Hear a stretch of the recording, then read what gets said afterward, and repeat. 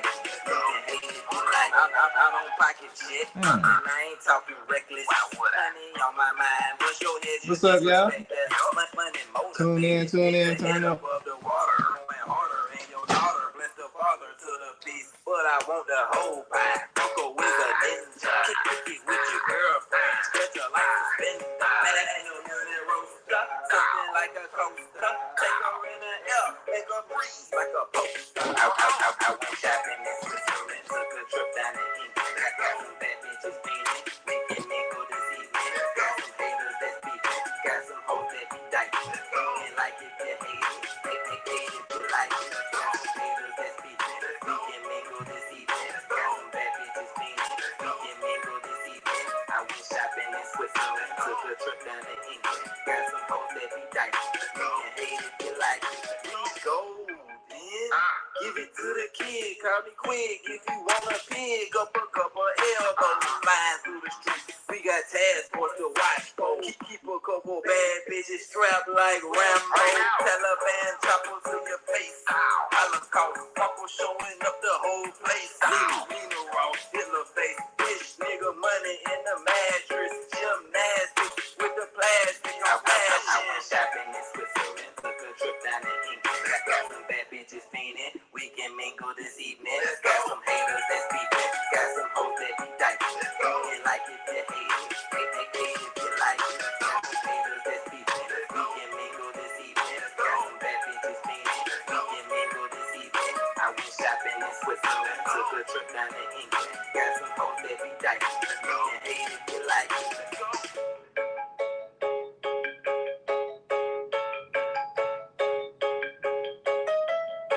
I went shopping in Switzerland, took a trip down to England. Got some bad bitches fiending, we can mingle this evening. Got some haters that's beefing, got some hoes that be diking. You can like it if you hate it, hate if you like it. Got some haters that's beefing, we can mingle this evening. Got some bad bitches fiending, we can mingle this evening. I went shopping in Switzerland, took a trip down to England. Got some hoes that be diking, you can hate if you like it. I don't pocket shit, and I ain't talking reckless. Honey on my mind, once your head you disrespect that. Money motivated, nigga head above the water, going harder, and your daughter bless the father to the peace. But I want the whole pie, go with a ninja. Kick it with your girlfriend, stretch her like a spin. Man, ain't no unit roaster, something like a coaster. Take her in the air, make her breeze like a poster. I went shopping in Switzerland, took a trip down to England. Got some bad bitches. All right. 1 second, y'all. 1 second. Just ain't it. We can mingle this evening. Got some haters that's beefing. Got some hoes that be dicing. You can like it, you hate it. Hate if you like it. Got some haters that's beefing. We can mingle this evening. Got some bad bitches fiending. We can mingle this evening. I went shopping in Switzerland. Took a trip down to England. Got some hoes that be dicing. You can hate if you like it. Please go then. Give it to the kid. Call me quick if you wanna pick up a couple elbows. Flying through the streets. We got task force to watch for. Keep a couple bad bitches strapped like Rambo. Taliban choppers to your face. Holocaust, Papa showing up the whole place. Nina Ross, Hitler face. Bitch, nigga, money in the mattress. Gymnastics with the plastic. I'm flashing. Shopping in Switzerland, took a trip down to England. Got some bad bitches fiending. We can mingle this evening. Got some haters that's beefing. Got some hoes that be dicing. You can like it, you hate it. Hate if you like it. Got some haters that's beefing. We can mingle this evening. Got some bad bitches fiending. We can mingle this evening. I went shopping in Switzerland. Took a trip down to England. Got some hoes that be dicing. You can hate if you like it.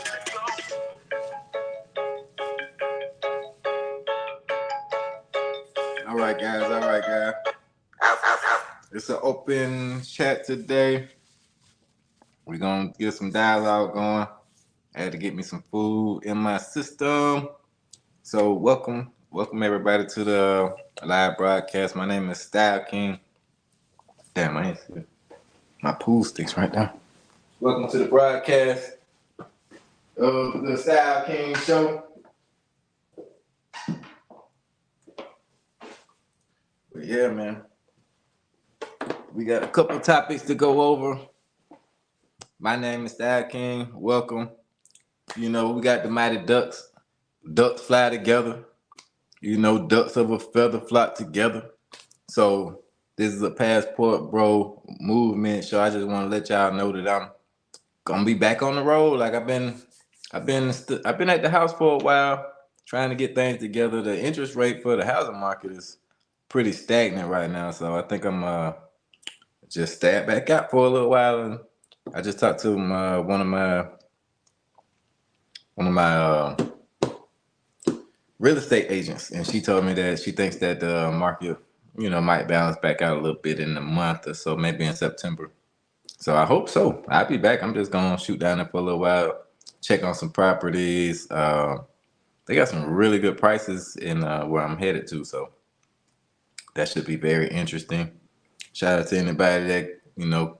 Shout out to the couple people that's in the building already that was waiting for the stream, man. I salute you. Oh, that's my jacket over there. Okay, I'm like, what is that in my background, man? I'm trying to get my background cleared up for you guys.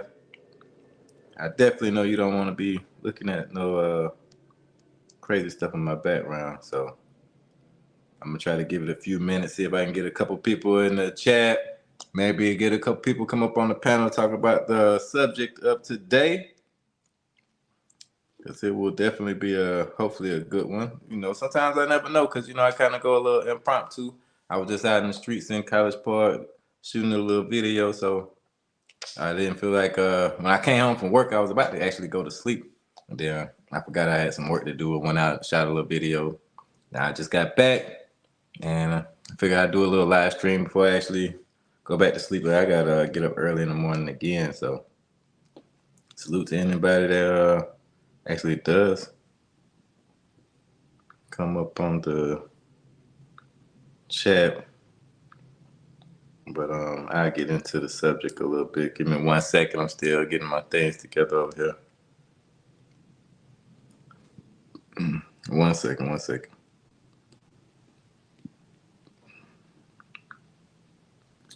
I don't know if you guys know anything about JJ's. I got some JJ's over here. I heard about JJ's a long time ago, but I never really got into it until recently. Like now, I've been eating JJ's almost every day. Let me get my little.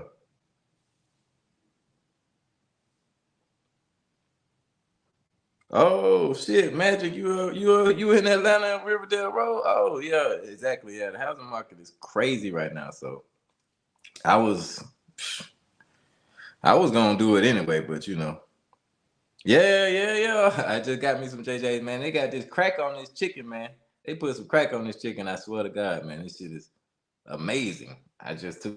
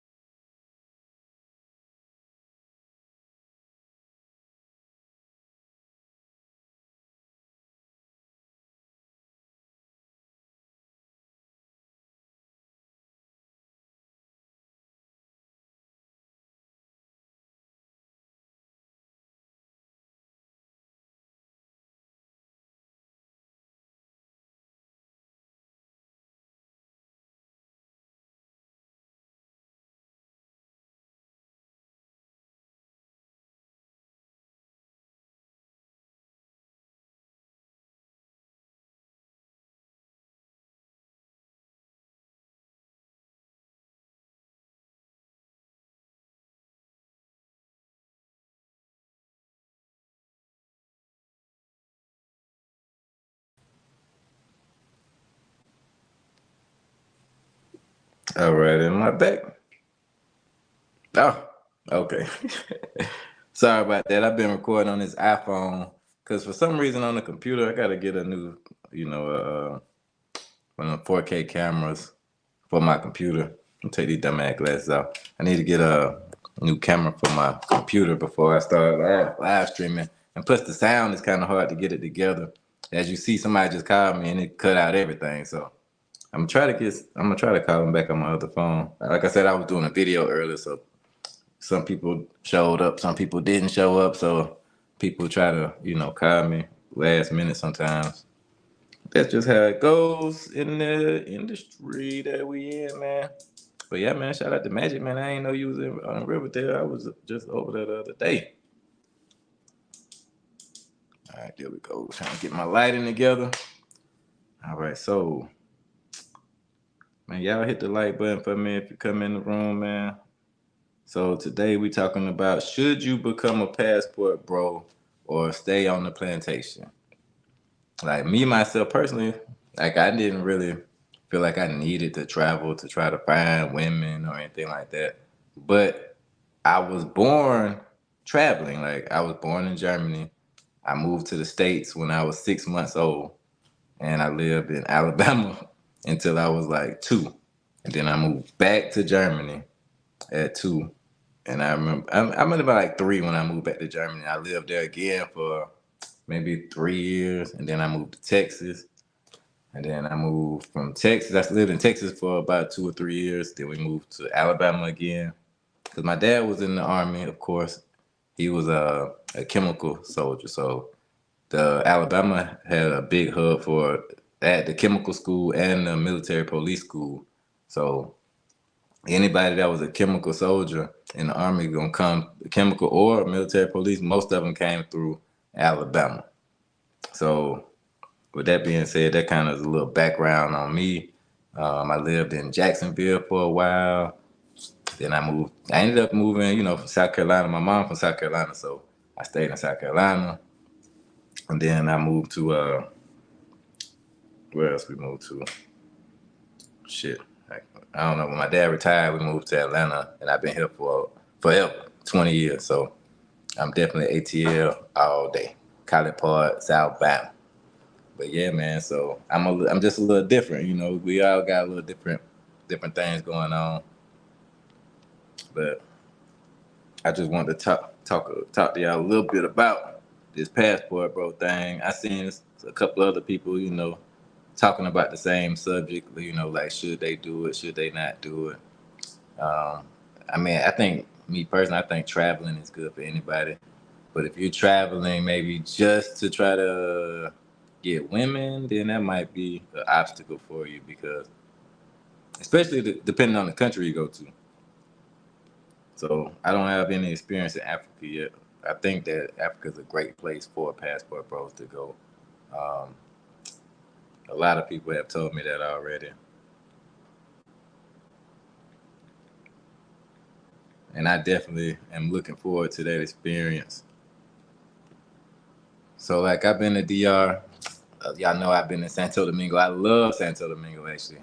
So the thing that's keeping me kind of away from DR right now is the fact that I'm not going there because I'm looking for new places to go. Hold on, I'll be right back.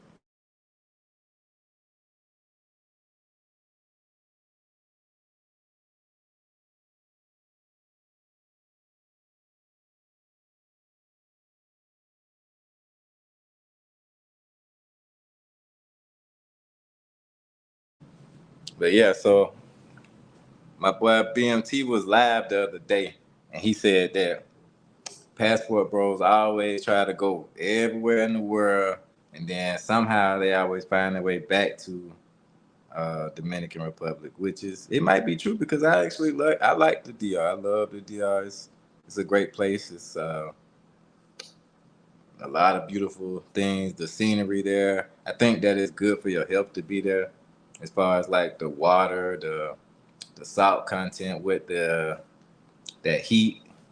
I think it's good for your body, your heart, your lungs. Especially me, like I smoke. I've been smoking for the last 20 years. That strong gas, that high octane 93. You know what I'm saying? I've been up through that, so I'm actually like I think 13 days without smoking anything. No vaping, no no leaves, no cigarettes, no nothing, man. So Y'all bear with me, man. Y'all keep me accountable, man. Y'all seen me smoking on the live, smoking cigars, so I'm trying to not do that for a long time right now. Like I've been doing good. Like I said, 13 days in, and it's tough. It's tough. I've been drinking a little bit more than usual, but it's like one of the hardest things to do is quit tobacco.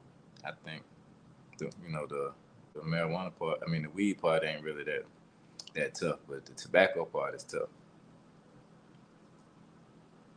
What made me want to quit is just I had the coronavirus 2 times, man. I had it 2 different times, and I just think like the lingering effects from that, because that's a respiratory thing. So the lingering effects, I just been feeling like a little pains in my chest and in my back, and like I said, I just been doing it too long. So I want to live. You know what I'm saying? I want to be out here on the islands. Like I really love traveling.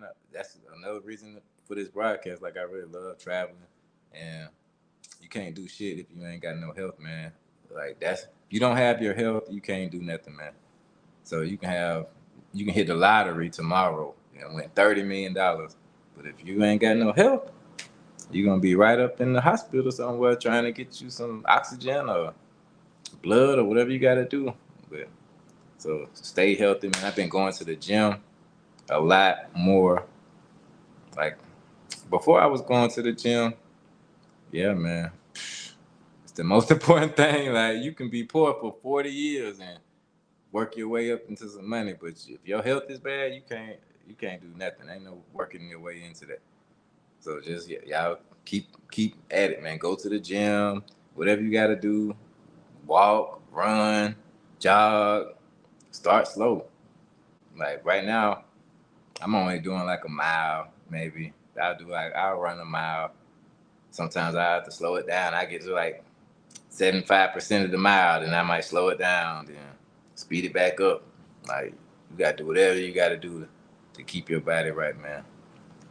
So that kind of goes into my point where I think that being a passport bro is kind of worth it because I'm not just traveling for women though. You know what I'm saying? Like a lot of guys I know out there mongering, and I mean I don't understand it because you can monger right here, but I guess it's cheaper overseas or whatever. But everything's cheaper overseas, so what's the point of doing that when you could enjoy the food? That's what I was getting into about the health thing because like in DR and Brazil, like the food is super cheap. I wouldn't say super cheap, but it's a lot cheaper, and you're getting a lot fresher foods. You're getting fresh fruit every day. Every meal that you buy is gonna come with vegetables, fresh vegetables that taste really good. Even if you get them grilled, steamed, whatever, you know that it's fresh. You can walk outside. They got coconuts for cents on the dollar. Fruit right there. Like I was buying fruit that I didn't even know what it was. Like when I was in Brazil, my Portuguese so terrible. I couldn't understand. They could understand me because I was speaking Spanish, but my when they were speaking the Portuguese back to me, I didn't know what they were saying. So I'm trying to figure out the fruit that I'm buying. I didn't know what it was. I just buy it though. I was buying all kind of stuff. So I think that's a really good thing. I you can't trade that, man. You can't trade that in for nothing. And like I said, that take care of you. I'm trying to think of the name of that fruit. My friend, I got a homegirl that was telling me about a specific fruit, and I ended up getting a lot of that, like getting a lot of smoothies right there on the spot there. Bust open all the fruit right there in your face, chop it up, make a smoothie for you. Um, so like in DR, I think like the main places that I really just loved was like Juan Dolio Beach. It was you can go every day. Even when I was in Brazil, I was going to the beach every day. Um, it's a lot of things to do besides the beach too. Like if you guys ever watch some of my channel, I got videos at different places like the Three Eyes Museum. But I went there and did a tour. That was really amazing. They used to let people actually swim there, and you could spend the night, just go whenever you want to. But people ruined it, of course.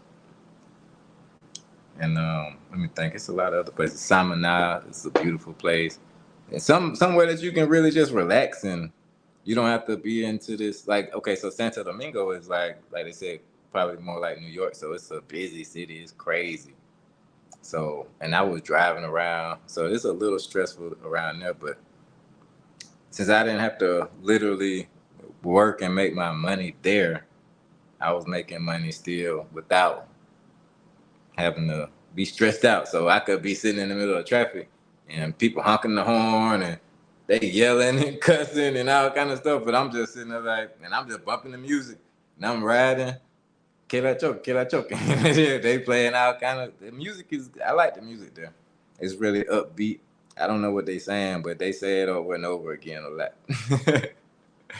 So I think it definitely beats staying on the plantation though. So I would like, somebody to come up and try to debate me on that if they think the plantation is the right place to be or if they got any experiences from other places around the world because I'm on my way to South America again, but to a different place because my first time going to South America, I did not really enjoy the place, but that's because I think I was too much leaning on trying to meet people and because it wasn't even necessarily just trying to meet women. Like, of course you want to meet females. Females are awesome. You know what I mean? We love women. We want to meet beautiful women. Yeah, yeah, I'm going to Ecuador. So you already know where I'm going. You must have saw me on another live stream say that. But yeah, Ecuador, man, I'm really getting excited about Ecuador. That's another reason why I just had to go live because I'm really getting excited about my trip coming up. I don't see any restrictions either for going. Like I looked up the visa requirements. I looked up the shot requirements. Everything seems to be pretty smooth. I haven't seen anything as far as what you have to get. Well, they do recommend you getting like the malaria type of things and the the height thing where like dang what is it called when you the elevation. They want you to take like some elevation pills and stuff like that to make sure you don't get sick. But I don't plan on going to Quito. Quito is a very high elevation place. I don't plan on going there.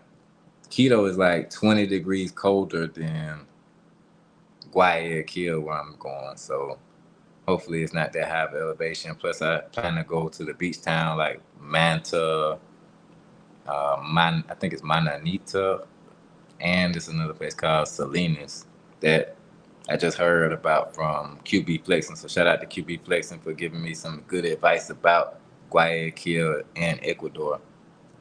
I've been pre-gaming a little bit as well. I got that from going to DR to pre-gaming. So I've been swiping on Tinder. I don't like all them websites, so I just try to stick to one. Just to get a little pregame. I don't think I really need it. I went online look for a couple of tour guides. I got me a tour guide too. Yeah, yeah, Tinder. That's what I'm using. Tinder's doing pretty good. It kind of helped me to make my decision too because not just because of the women, but since I had that experience in Brazil, I was like, I don't ever want that experience again, where I feel uncomfortable or I'm in a place where people don't really want me to be there. Because we talk a lot about that, about being accepted and wanted and versus tolerated. So yeah, Brazil was kind of a bad experience for me. Like I definitely don't ever want to feel like that again. So I'm glad that the content creators out there hopefully stop selling as many dreams as they selling. But like you said, like they say, it's up to you to go to the place. But if you see, like I have never seen until I said something about Brazil, I never seen a content creator say anything like about their trip besides it's the most amazing place in the world to go. So I don't think you should hate on the country. I don't think you should say nothing negative about it, but be honest about your experience. And that's what I'm gonna do regardless. I might not do it while I'm there because the people is very nationalist. They are very big on nationalism in pretty much all these countries.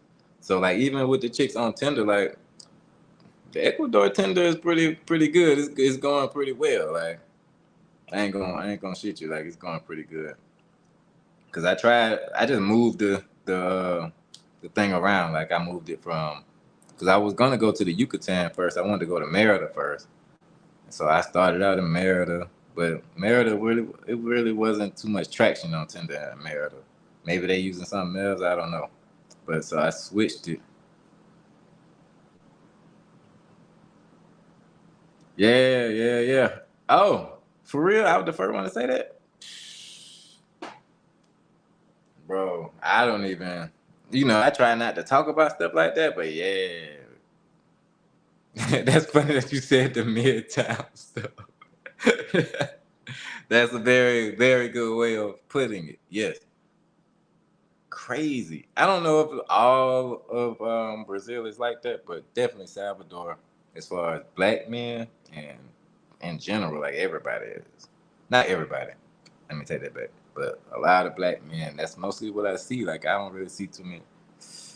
Man, I'm like I said, I don't want to get too far into Brazil again, but yeah, it's very shocking and eye opening, especially coming from a place like Atlanta. You think you done seen it all, pretty much. Like you think that, like me, I don't think that I'm overly sensitive to seeing stuff like that or anything like that. But at the same time, like when I got there, I was like, whoa, it's very much a culture shock. And I heard that it's against the law actually to say something that could be taken negatively about a midtown type of person in Brazil. So it's a very outgoing place, I guess. But yeah, man. Hopefully that Ecuador will be a totally different experience. Like I said, QB Flexen said that he enjoyed it a lot, but he seemed to like Mexico a lot more. So that's what I'm saying. Like it could be different for everybody though, because like I said, I was moving the tender gauge around and Mexico seemed a little slow for me, but then when I moved it toward Ecuador, it picked up a lot. Not as much as DR, not as much as Nairobi, not as much as Tanzania. Like when you move your Tinder profile to those places, man, you're gonna get 20 to 30 the first day, and then continuously maybe 10 a day after that. Every day you're gonna keep getting matches, keep getting matches. But in Ecuador, I get a match. I guess probably I started out with like 10 matches, and then I probably get like two to three matches, 2 to 5 matches a day. But I'm not on there a lot either though. So I just like I'll click on it, and then I might look at a couple of profiles, but then I get tired. I got a lot of shit going on here, so I can't sit there and just swipe all day. That's not something that I can do personally. But so I might swipe a couple of them, maybe 3 or 4 when I think about it. So then that's actually pretty good numbers if I'm only swiping 5 to 10 times a day and I'm getting 3 to 5 matches. That's pretty good odds, I think. So it kind of scares me as well because when you get a lot of matches, sometimes it could be a lot of P for P action when you get there and you just don't know. That's kind of the thing in DR. I think a lot of times you might, like I said, if you got 50 matches, probably about 40 of them gonna be trying to P for P, or they're gonna try to, ask you for money before they even meet you. So, so that's what I was saying. Like, I know that the space has a lot of that type of thing going on, but that's not really my type of thing. So that's tough, and it's tough to negotiate the ones that are, adamant about getting your money. They'll tell you anything. They'll tell you they want to just be friends, and they'll come over there and show you around, and then still try to charge you for that. So you just gotta be diligent in doing the things that you want to do. And really, I'm just looking for a place that I could settle down for a second home. Like I've been looking at I've been looking at so Facebook Marketplace is something that I discovered when I was in DR because I was trying to look for an apartment in DR, but I was reaching out to real estate agents, and it's kind of Yeah, the undercover pros are tough, bro. That is a tough thing to deal with. And DRs, what they call them, chapeadoras. That is a tough thing to deal with, especially if somebody you trying to keep it real, you trying to be 1,000 with people, and they take your, they take that and kind of flip it on you. But yeah, so hopefully it's not the same experience in Ecuador. Um, I got a couple matches from like Venezuelan chicks, stupid bad Venezuelan chick on there. Uh, I try to stay away from the Colombian chicks just because QB got me a little paranoid. But like I told him, like you gotta still, you gotta treat it like home, like not like home. You don't want to take your bad stuff there, but you want to take your vigilance. You want to make sure you're paying attention, like you're at home. Like in Atlanta, it's people will get you here. Somebody will get you right here. So you gotta pay attention. Keep your head on the swivel. Make sure you don't be. I'm not gonna walk off, go to the bathroom, come back, and just continue drinking my drinks. Like I take my drink with me to the bathroom. I don't give a damn. Actually, I did that in DR. I almost got in a fight in DR. I promise you, I almost got into a fight in DR, bro. Like I was in the bathroom. So I sit my drinks down on the counter, like right by the sink, kind of, but not by the, where the water come out. This big long sink. So I sit my drinks down. I got a cup. I got like a shot glass or something. Or it was like a mixed drink cup, but it was full of liquor. And I had a beer, and I sit it down, and then I'm like using the bathroom, like, but I'm like right beside it.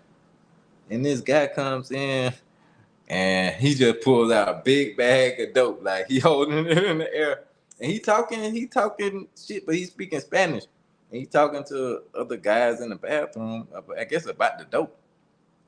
Yeah, he just flicking the bag, like my drink is right there. He flicking the bag, he talking. He looked like a dude off like Miami Vice though, like from the '80s. Like he dressed like he is an older Caucasian Dominican. He looked like he came out of Miami Vice though, with his shirt unbuttoned, with the taco hair popping out his chest, and he just flicking the dope. He trying to pop it open, trying to hit the dope. And I was like, hey, hey. I didn't even say that. I just was like, oh shit. Then I moved, like, and I grabbed my drinks. And as soon as I grabbed my drinks, he got offended that I moved my drink. So he turned around, he said something to me, and I was like, what? Me not even really thinking about the situational awareness, because I've been drinking, like I'm drinking, we in the club type of environment, and you confronting me, he confronts me about moving my drinks. So I guess I was supposed to leave my drink there. I guess in hindsight I could have just left my drink there and went and got more drinks, because the drinks don't cost that much. But just it was just a natural reaction. So I bucked back. Shit, I was about to knock his ass the fuck out in there, but the security jumped in real quick. Like they got security in the bathroom, outside the bathroom. They got security everywhere.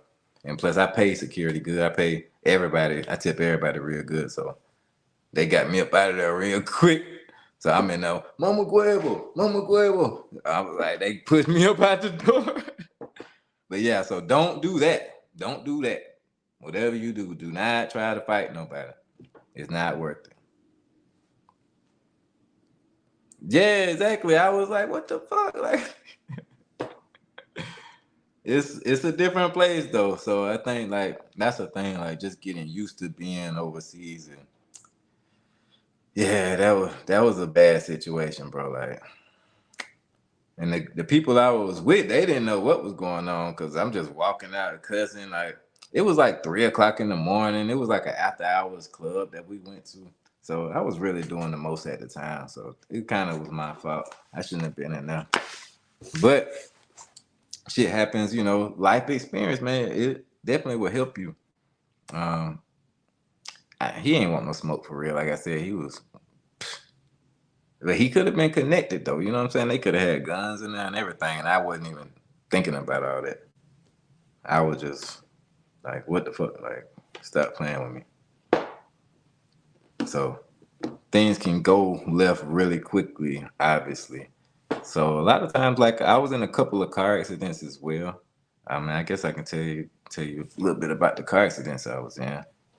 I was driving with a little chica, and people drive really crazy in Santa Domingo. Dude hit me. So it wasn't bad. I jumped out, and I was like, "Whoa, what's going on?" So then he jumped out the car, and it was no damage. So I was like, "Okay." And then we jumped back in the car, pulled off. So a lot of times you don't have to worry about as much as you think you do. I think a lot of people are more worried about being extorted, but most of the extortion is gonna happen when you're dealing with 12, and you just got to be mindful of that. That 12 will ask you for money, but you don't have to give them money. You can pretty much you can draw it out. You might be there for a while trying to talk to them about it, but most of the time you don't really have to up no money. Like I was pulling into a parking lot of a hotel one time, and the police pulled me over.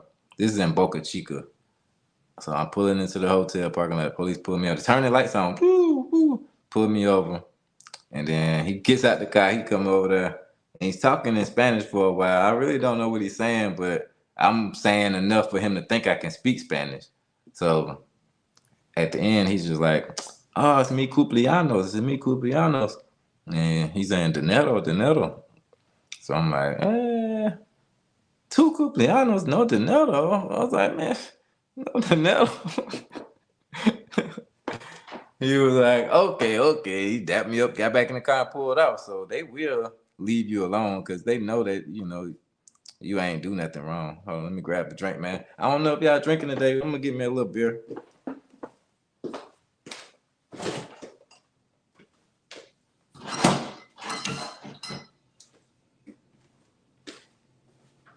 But yeah, I just got back from shooting a little video downtown College Park.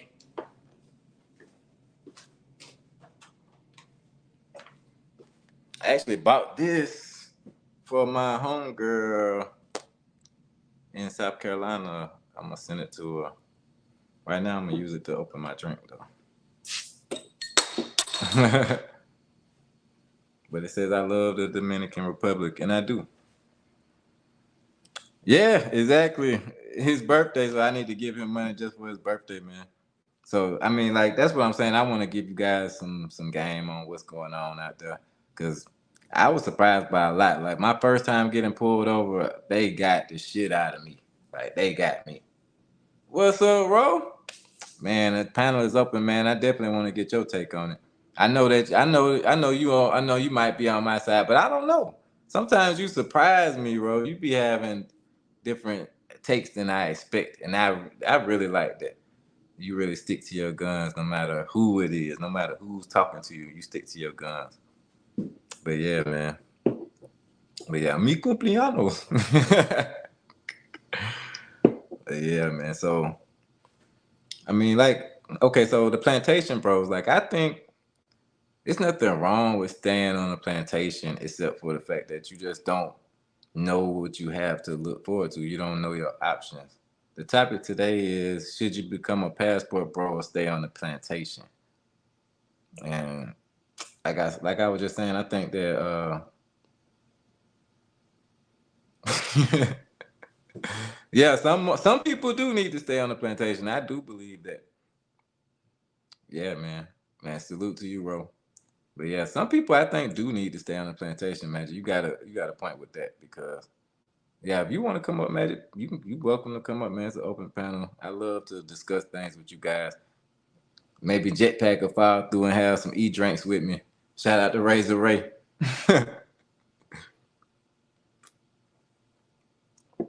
But yeah, some people don't need to leave the plantation, or some people don't want to, and that's fine because everybody doesn't need to explore options. Some people dig ditches to put it in short term. Like me myself, I was digging a ditch in my 20s, a deep one. I was digging ditches all day. I was, I don't know. For me, I thought it was cool. Like I don't know. I don't want to say that. I didn't think it was cool. I just thought it was normal. Like, cause a lot of times we date. I mean, we date down, of course. We date down. We like as men. I think a lot of times we settle. And that's because, well, a lot of times women have expectations that just don't make sense. Like I was working at this restaurant. I was the GM at a restaurant, and I had this older lady that worked with me. Her name, let's say Miss B, and so okay. And I used to work in Peachtree City at a different restaurant before my restaurant opened. So I was working over there as an assistant manager until my restaurant opened, right? Until I could open my own restaurant.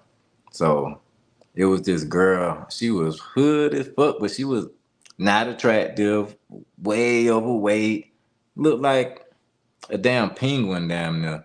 Nothing wrong with looking like a penguin, but not my taste, of course. So when I was working at the restaurant with her, she was actually supposed to replace me. She came from a different restaurant.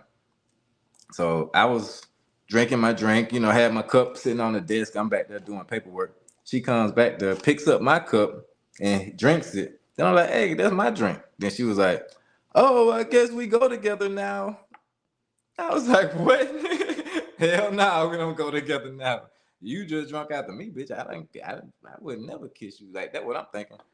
So then, long story short, months later, when I opened my restaurant on the south side, she is working at a factory now. She ended up getting fired. So she's working at a factory, but it's close to my restaurant. So somehow she finds, okay, so we have delivery drivers and everything. So my delivery drivers was coming back telling me like, hey man, it's a lady at this factory saying that she know you and telling you like, tell Marco I said hey and all that shit. Like, so my driver's coming back with smiles on their face like, hey bro, hey bro, this lady was talking about blah blah blah. So okay, now then the lady ends up coming into the restaurant to find me because I'm not, of course, I'm not entertaining the bullshit. So the lady comes in the restaurant, she's all in my face, hey, hey, hey. But I'm being nice, of course. I don't got nothing against her. She was cool. So then when she leaves out, the older lady, Miss B, she was like, man, these women are crazy. Like, how does she even think that you would even talk to her? So that's what I'm saying. Like, the expectations are so low for us as men. You can be handsome, you can be 6 foot, you can have a 6 pack, you can have all the shit that the baddest bitch gonna want. But the lowest bitch on the totem pole gonna still think she deserved that.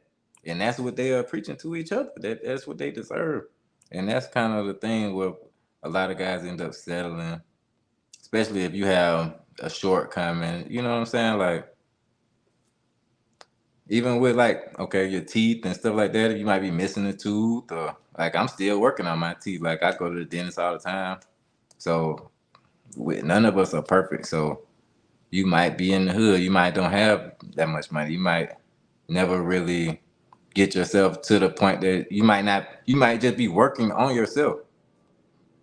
So you end up taking a woman that's less than what you deserve, bro. And you don't need to do that.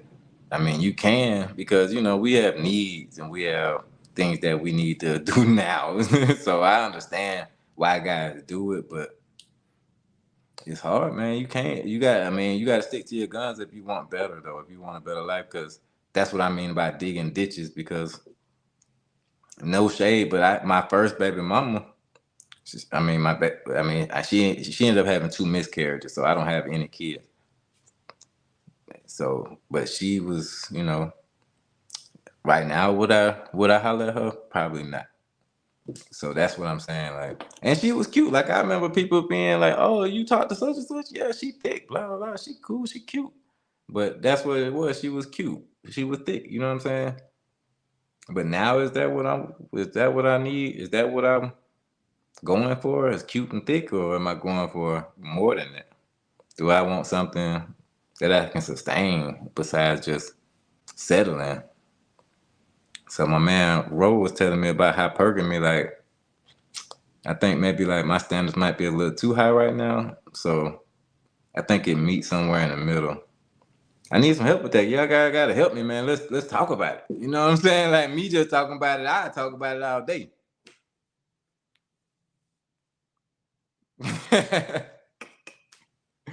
That's what I'm saying. Like she wasn't ugly then, though. She looked good then, but over time, that was like 15 years ago. You know what I'm saying? So, a lot of women don't age that gracefully. Like, luckily, I think I just got good genes. Like my dad always kind of looked young for his age. Oh yeah, for sure. Take your time, bro. I ain't going nowhere. I'm gonna wait on you, bro, because I know you're gonna come with some fire. Hopefully, we get Jet back up here and get him drinking a little bit. But yeah, so like, oh, Crawford fight. Damn, I don't even know nothing about that. I don't got cable though. I was just talking to my dad yesterday. He was like, "You watching the Olympics?" And I was like, "Hell no, shit! I'm watching everything on the internet, but that I think I got it on like Samsung TV."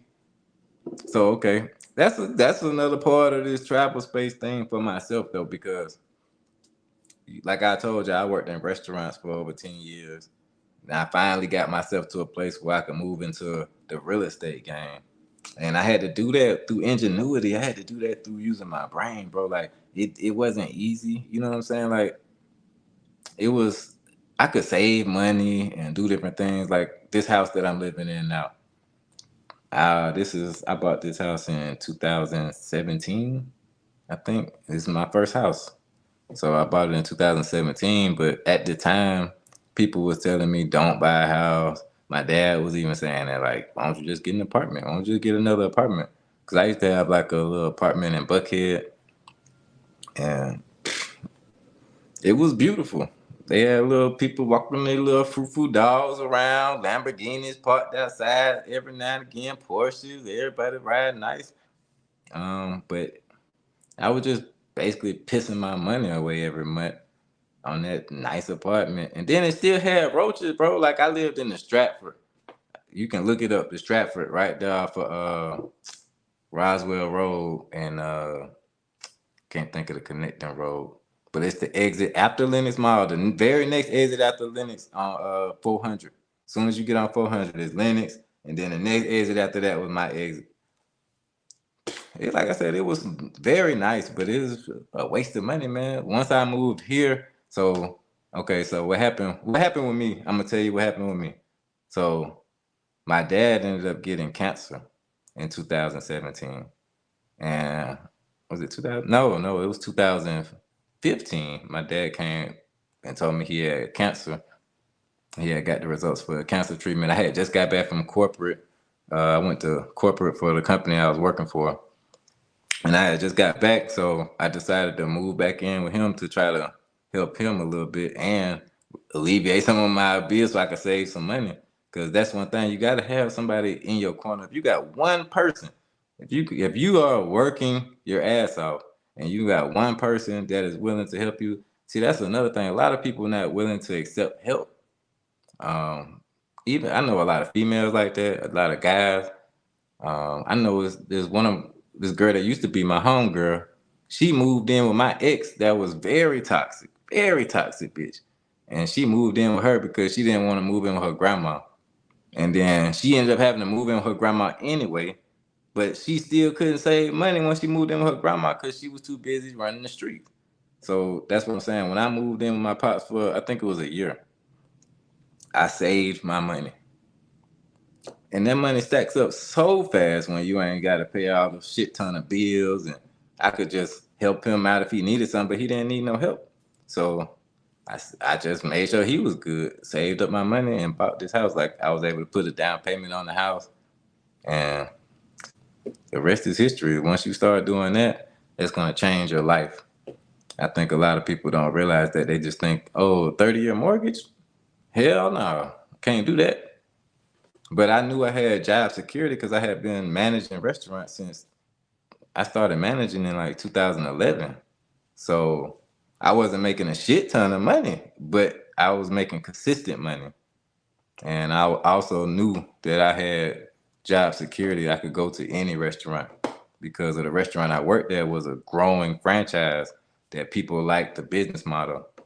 So I could go to any restaurant. If I got fired, I can go to another restaurant and get a job tomorrow. Just like now, I can still go and do that now. Like right now, I work on the weekends as an assistant manager just because I want to make extra money in between the television show thing that I'm doing. So they were just asking me why I don't be a GM again, but I'm like, shit, fuck that. I can't travel and be no GM. I can't do that. So I'm waiting on the next show to come up. Hopefully, it's August now. So if they don't call me for the show, then I will be in Ecuador. If they call me for the show, I'm gonna push back my trip to Ecuador until September. But my birthday is in September, so mi cumpleaños in September. So we gonna be partying in Ecuador. I'm telling you, man. Y'all tune in for that, man. I can't wait to be in Ecuador on my birthday. Hopefully on the beach or something like that. We can cheers. Whatever kind. I think they got I don't know what kind of beer they drink out there. I think it's called Club. Also, I found the beer in Brazil. Even though I'm not going back, it's called Aptiva, something like that. IPTIVIA or something like that. Very good beer, super good. Different flavors and all that. Like they got a dark lager that's super good. And I'm not even that big into liquor and beer, but that shit was really good. Also, this is off subject, but we just waiting on Roll the Power at the studio. I met a guy that was from Britain. He has my YouTube channel, so he could be watching. Shout out to him, but that's the thing about the FBA thing. I don't know if you're FBA Magic. I think maybe you said you are FBA, but nobody feels our struggle like us. Nobody understands our struggle. Even though that's why they say all skin folk ain't kinfolk, because people can hear all the shit that happened to Black Americans, and they can I don't want to say empathize, but they can like understand it a little bit. But since it's just like if you hear, like my whole life growing up, I heard about uh, Caucasian people fighting in Europe and like what is it, Bosnia, Czechoslovakia, all the places. They always been at war with each other over there. Now it's Poland and Russia, but it's always been beefs over there. But we don't. It's never really glamorized. You hear about it, and then you don't hear about it no more. But it's still going on. So, damn, I just got lost in what the hell I was saying. But anyway, that's what I'm saying. Like, so, but it's so far removed from our everyday life that we don't think about it in the same way as you think about crime that's going on here. So that's what I'm saying. Like, so when they hear about our struggle, they hear about it, but then they just like, tomorrow they got their own shit to think about, but they ain't thinking about what they ain't gonna go and research more about it.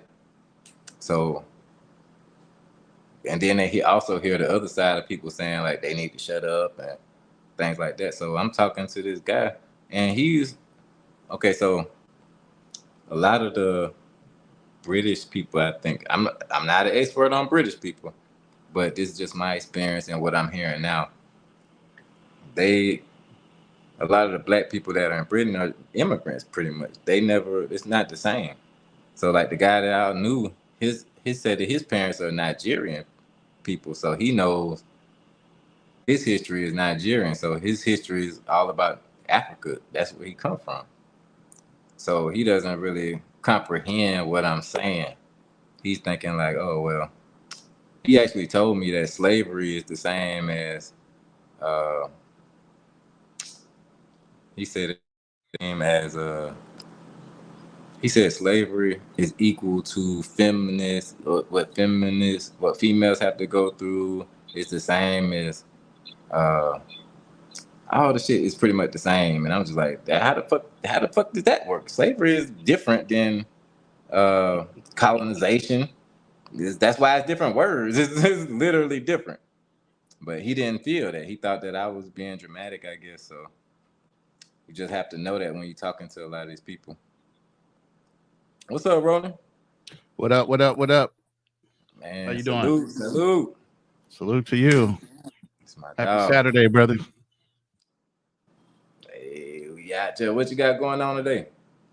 Man, it just fights today. It was UFC earlier today, and then watching the Terrence Crawford fight later on. Right now, they're in the preliminary rounds of pre-fights, but Terrence Crawford's got a fight tonight.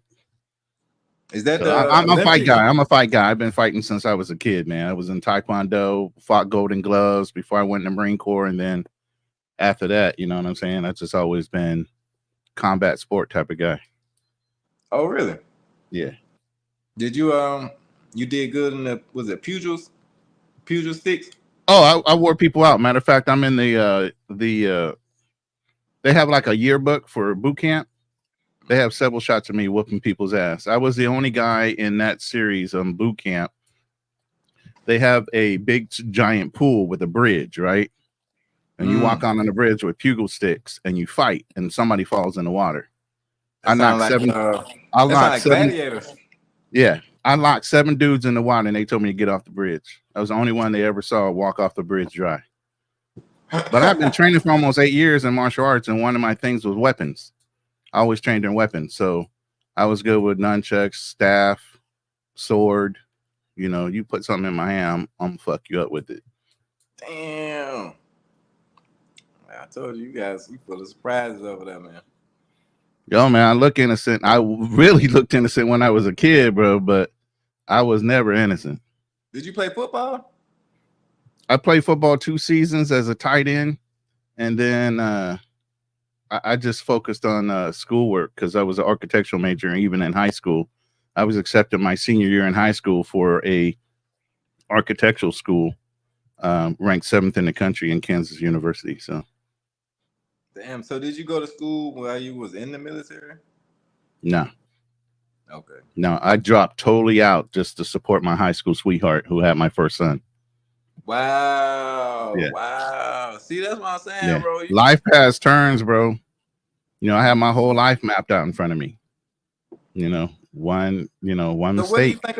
What do you think about what I was saying earlier about my baby mama and all that situation? Did you hear that? I heard pieces of it, and I didn't hear other pieces because I was, like I said, I was powering up. You know, getting my my little drink over here set up, and getting the studio up. You know, so I missed bits and pieces of. I heard you were talking about you lost 2 children, so you don't have any children.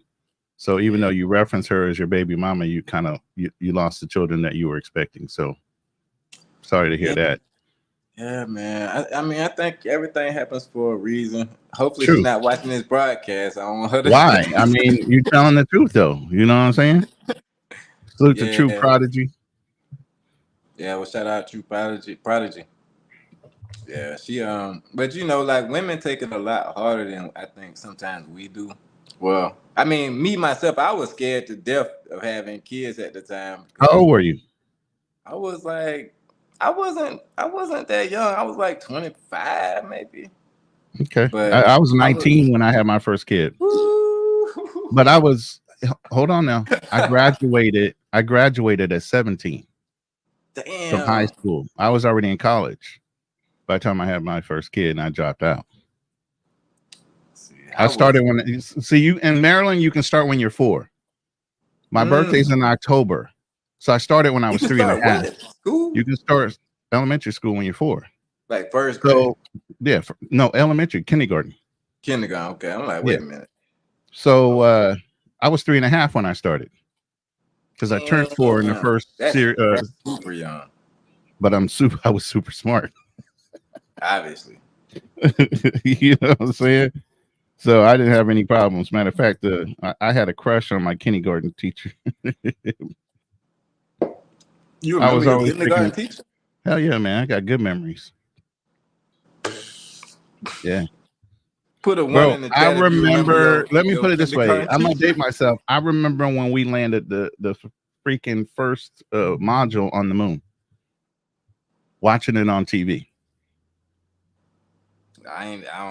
As a baby. Yeah. Damn. Wasn't that in the 60s, 69? What the hell? Yes. 2 years. I was 2 years old.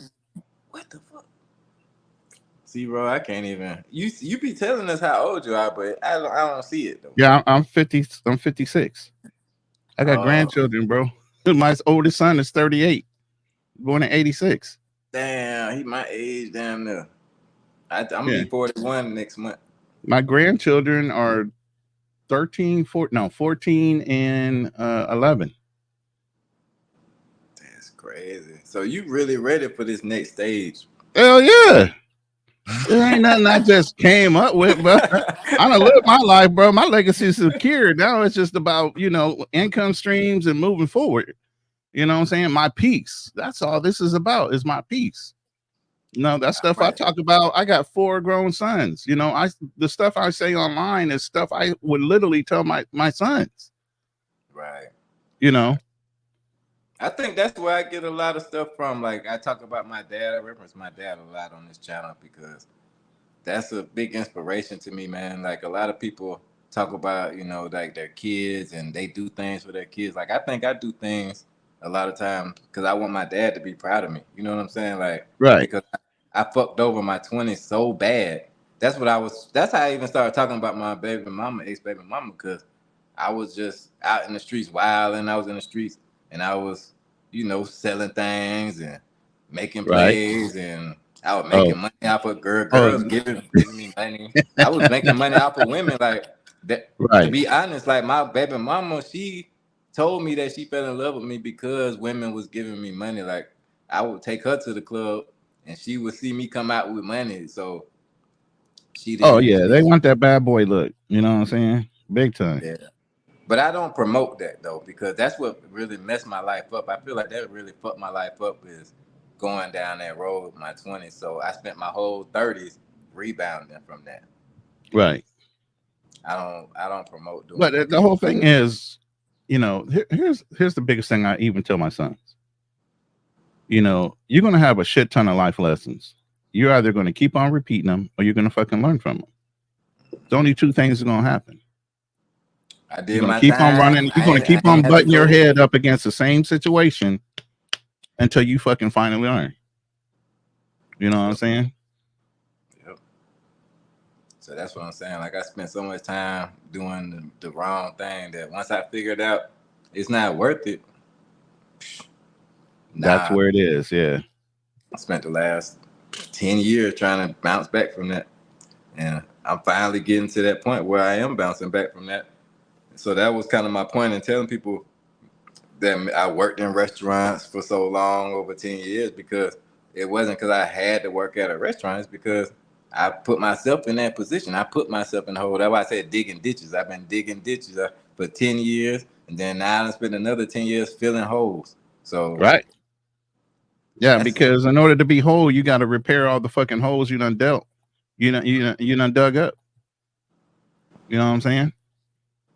And I want people to know that. I don't want people to think that, you can just jump out there. You can jump out there and be a passport bro, but you see the results of that on these other guys' channels. See, it's the title for me. I can't do it. I've been traveling too long.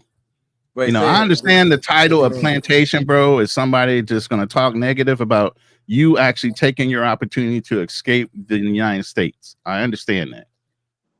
You get what I'm saying? I understand that term. No, I don't consider myself, nor will I ever consider myself a passport bro. Okay. You get what I'm saying? Because that's just a recent term. That's a recent term. I'm a veteran, bro. I've been traveling since I was 2 alone. You get what I'm saying? Since I was 2 years old, I've been going to Puerto Rico, places like Bahamas, Jamaica. My mom always had us traveling, even as children. I mean, I feel so I was already built in.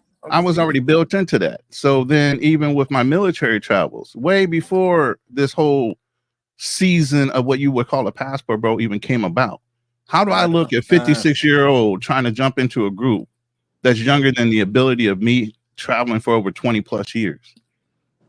I'm actually pushing 30 plus years to travel. Right. Bro, there's no way I'm jumping in some brand new associated group or term. What they teaching me?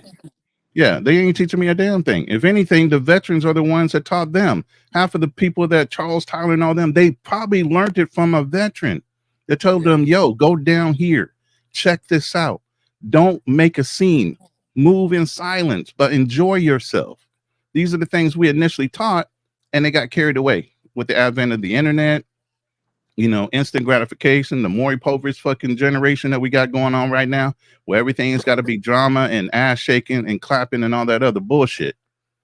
Where we've been moving around the planet since World War I, World War II, having kids, having whole relationships, family. Look at Tiger Woods; he's damn near my age. His dad married a Korean chick. You know what I'm saying? So we've been doing this. This ain't new to us. It's new to them. It's new to who they call the passport bros. And even those guys that might be 50 and 60 or even 40 years old, they're considered passport bros. They just got their passports. They not experienced. Because if you were, you would not associate yourself to the name alone, because it's an insult to you, because you've been moving around this planet way longer than that. I get what you're saying. Yeah. Wait, shout out to this Passport Blueprint. Yes, sir. Shout out to you. There's another brother. He's military as well. He travels a lot, bro. Contract. Hey, man, thank y'all for y'all service, man. I wouldn't be nothing without the military. So thank y'all. Thank you. We appreciate that, man.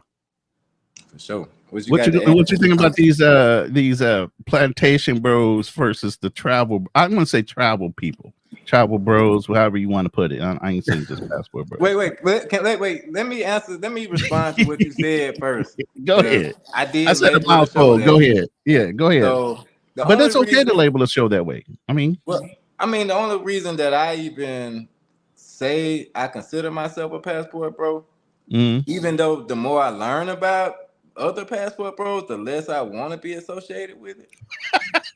But why? Let me tell you why. Okay. I do associate with it, because I've met a lot of people throughout my life, right? And a lot of people disassociate themselves with being black. A lot of people disassociate themselves with being a lot of things because of the negative connotations that go along with it.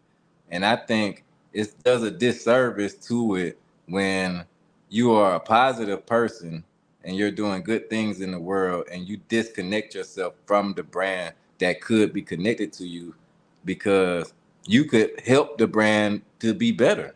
Just like I met a lot of people like that are, my skin complexion, darker, that say they're not black. And I'm like, well, if you're a good person, we kind of need you on our side. But if so that's kind of how I feel about you and me. And, a lot of guys that if we actually help the brand, then it could be a different thing. It doesn't have to be associated with Trickeration Nation. It doesn't have to be associated with that. It could be more. Let me push back just a little bit with that. Now, when the name was coined, I know all the participants when it came to this name. See. And I talked to them in the background between Aaron, Rob, what you would consider No Excuse, Passport Podcast, Pro Podcast. Those are copywritten names. I know all the players. I know the whole backstory. I'm just meeting them. Right. I know all the backstories behind these things. You get what I'm saying? So even with them, I've had conversations with them about, putting standards. See, military people, Passport Blueprint included, will tell you, we have standards of operating procedures. We understand how to go in country, how to do analysis and different things like that before we go in. We know the pros and cons. We know the lay of the land. We know the economy. We know, I want to say the feeling of what's going on in country, because we do our research before we land. You get what I'm saying? A lot of these guys were flying by the seat of their pants, and there was a major group that broke off with Charles Tyler, and they still reverence his name. I forgot the name of the group. But they're still heavily in Brazil, but they just stayed in Brazil. Those were the guys when Charles Tyler was starting this thing up that could have set standards, could have set a standard way of moving around the planet to where it didn't dishonor us as black men. Because here's the thing, one black person can ruin it for everybody. This is what military guys already knew. We are indirectly ambassadors of not only our country, but ourselves. You get what I'm saying? So when you go to another country, you are indirectly an ambassador of not only the United States, but how you carry yourself. Now, all these guys are, what's wrong with them going down there tricking? Nothing if you keep it to yourself. But when you start showing this, disregard to the wake of damage you're doing by your actions, not only for your own self, but everybody else that could be associated to you by skin tone or whatever, then that's a problem that you don't fucking care. You get what I'm saying? Mm-hmm. It makes some good points right there, Roland. I can't go All right. against that. Yeah, but you know, and Go it's ahead. totally true because we want to have a positive image when we're going someplace international. And this was something that I did a live stream on with Average Man Unplugged when we both met up in Brazil. And boy, the freaking backlash we got. What you mean? Well, soon after we did our podcast, a certain podcast decided to make fun of us because we were trying to protect the black man image. And we was telling, yo, y'all need to just keep this down to yourself if you coming down here tricking.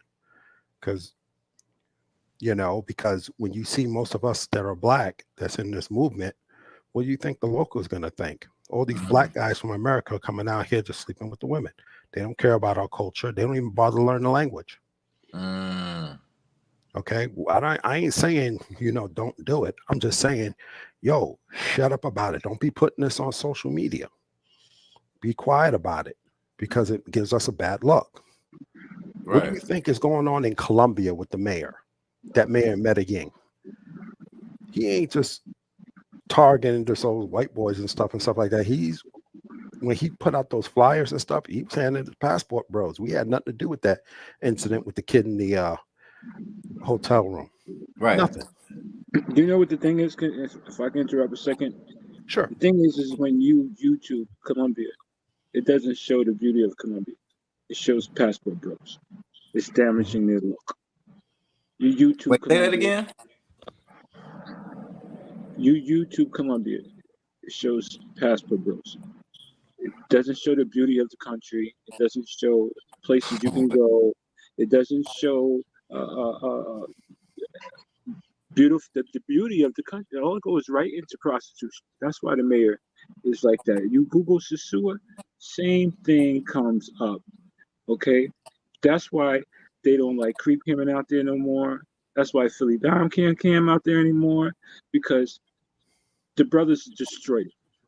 Back in the day, we kept this thing secret till the pandemic came out. Then they came out all these groups talking about where they can go to get something. Destroyed it. And they created this dumb atmosphere of a passport, bro, to make it people to gang up. So this is where we all go to. We go to Bangkok, we go to Seoul, we go to Colombia, we go to Brazil. But what happened to Europe? What happened to Japan? What happened to all these other great places that you can go to? All these places that the passport bros go to are prostitution countries.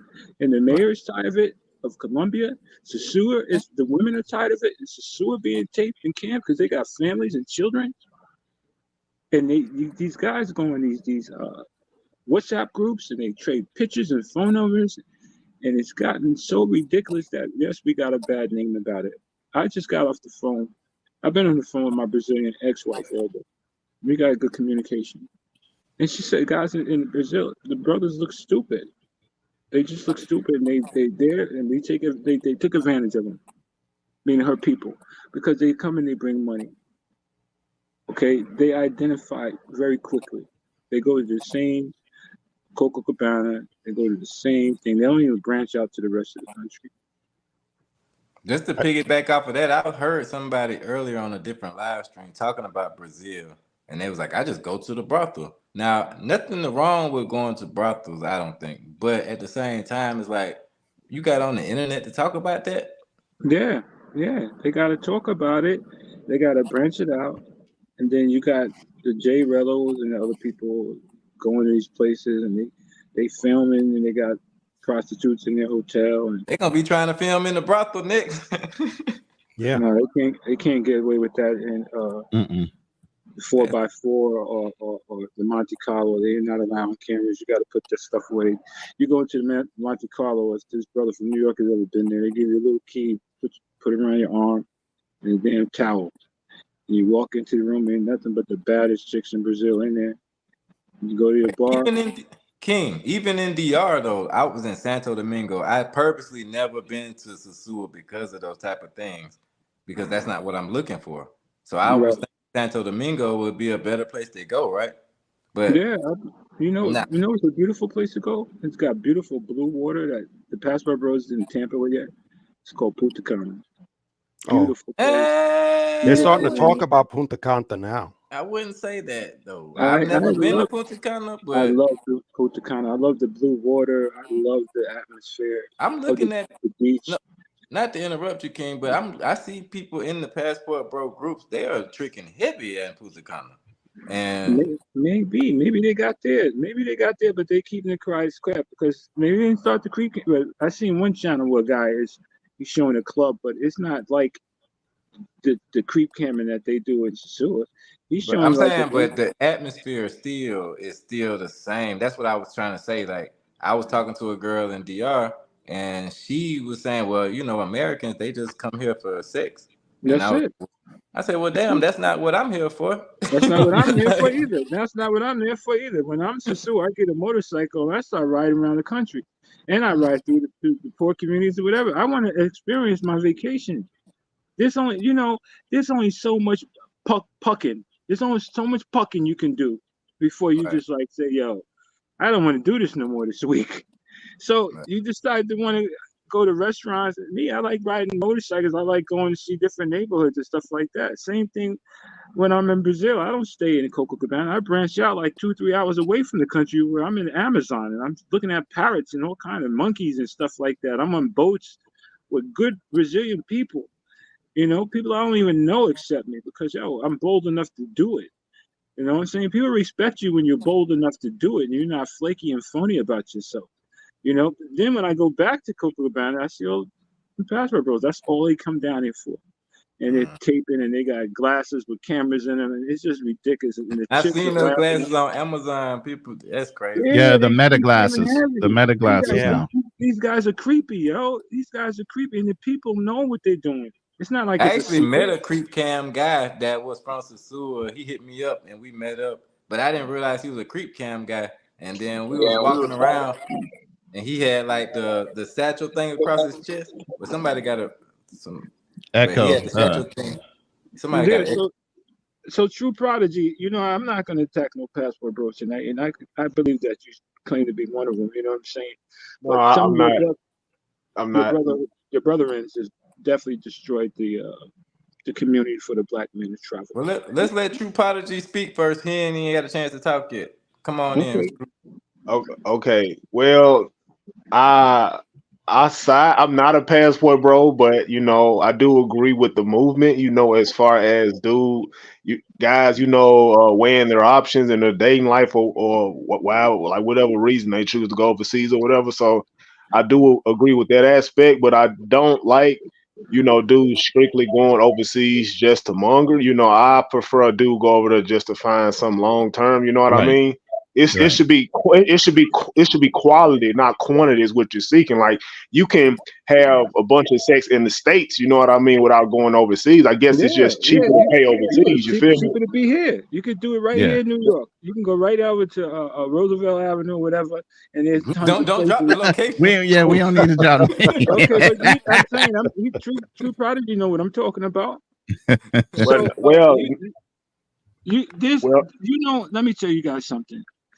There's these places called what are they called? Massage places. They're like Chinese restaurants all over New York. But you know what happens inside of these places? Yeah. Yes. Every town and every city, and it says massage on it. You come in there, they say, yeah, and then it's $40 for a massage, and then Okay, we I'm not gonna understand. go. They're gonna I'm be not gonna go. major You guys raids understand next week. you Yeah, guys, we understand. you guys We understand what understand. I'm saying. You guys understand. They give you a nice Wait. bath. I want to go back to True Prodigy for a second, King. Hold on one second. I think guys, I don't necessarily think that's their intentions right off the gate. I think they build up an addiction for it. They can get easy access to multiple women with like with like you can get 3 women for like $100. That's nothing. Oh Lord. Nothing.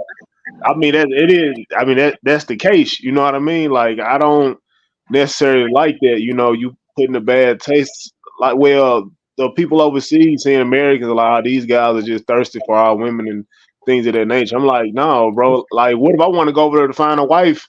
You know what I mean? And they like, you American, like they gonna already look at me with the side eye, like we don't know about you. You know what I mean? That's what I said So about DR, that- Santo Domingo, but same. It's right, the true same Right way. prodigy, now, they true are getting the prodigy. side eye because As I've talked to I some travelers that have friends, female friends in these countries, and they keep showing them, yo, guys keep calling me up and they asking me for prices. I'm not into that stuff. thank Wow. God, thank Yeah, God, they're just doing it to random women. thank God.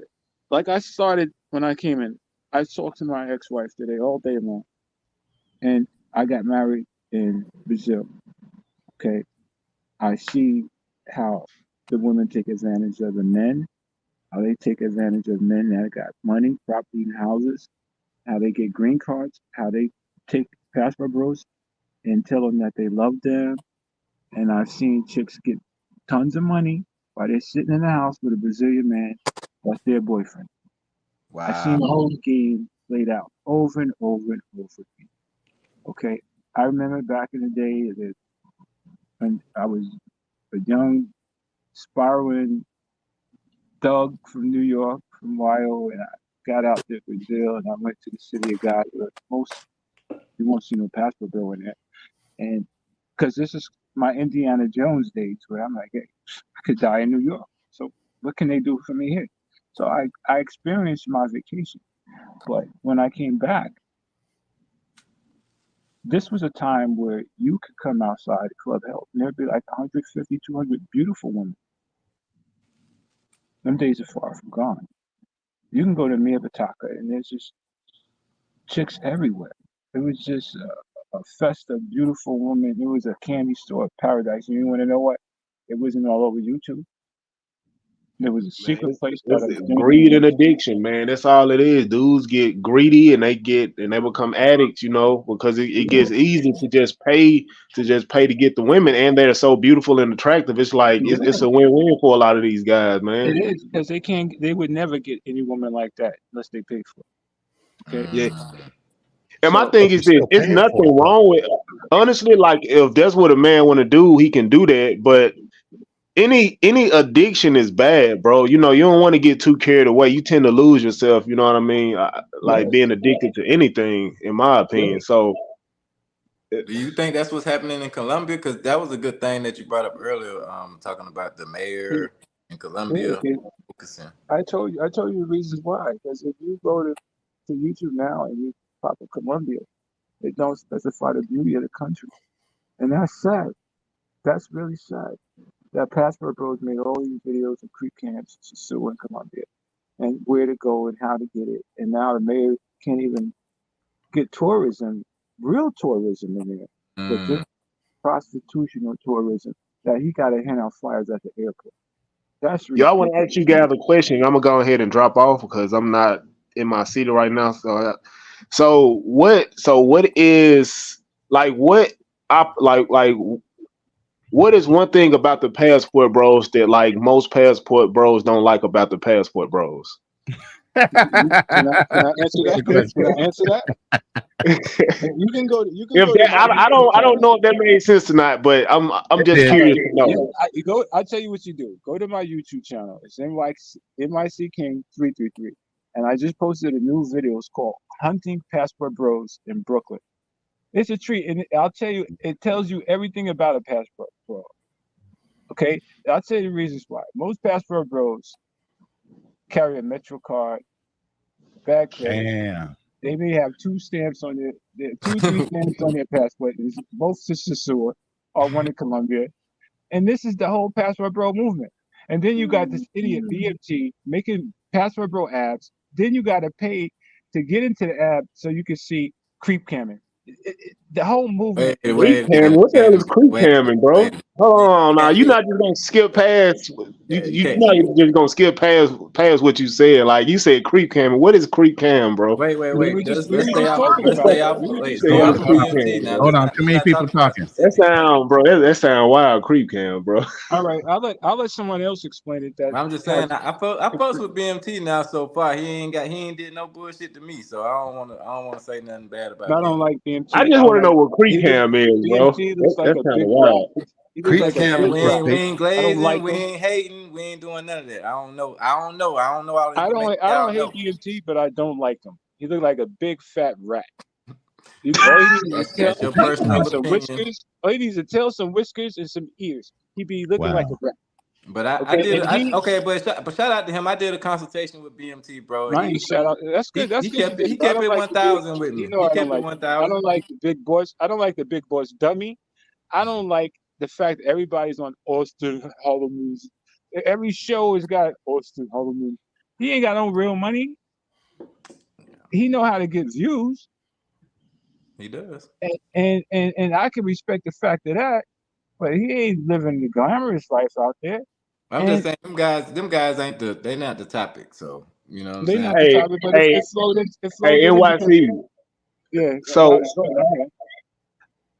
so NYC, you saying that the thing that most passport bros don't like about the passport bros is the fact that everybody just pay for sex, is what you're saying?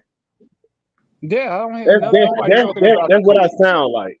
Like that's what that's it what it sound sounds like. like. I don't hear That's nobody what it saying that sound they like. went to Switzerland or Europe or any. I've been all over the world. You They know, all going to the same places for sex, is what I heard. they go to the same places. They mention the same thing. Bangkok, the Philippines, Colombia, Sasua. Come on, man. If this what this movement is about, I don't want nothing to do with it. It sounds stupid to me. I don't respect anybody who's a passport boy. I spit at them. I shit at them. I don't care about these people. Okay, respect your.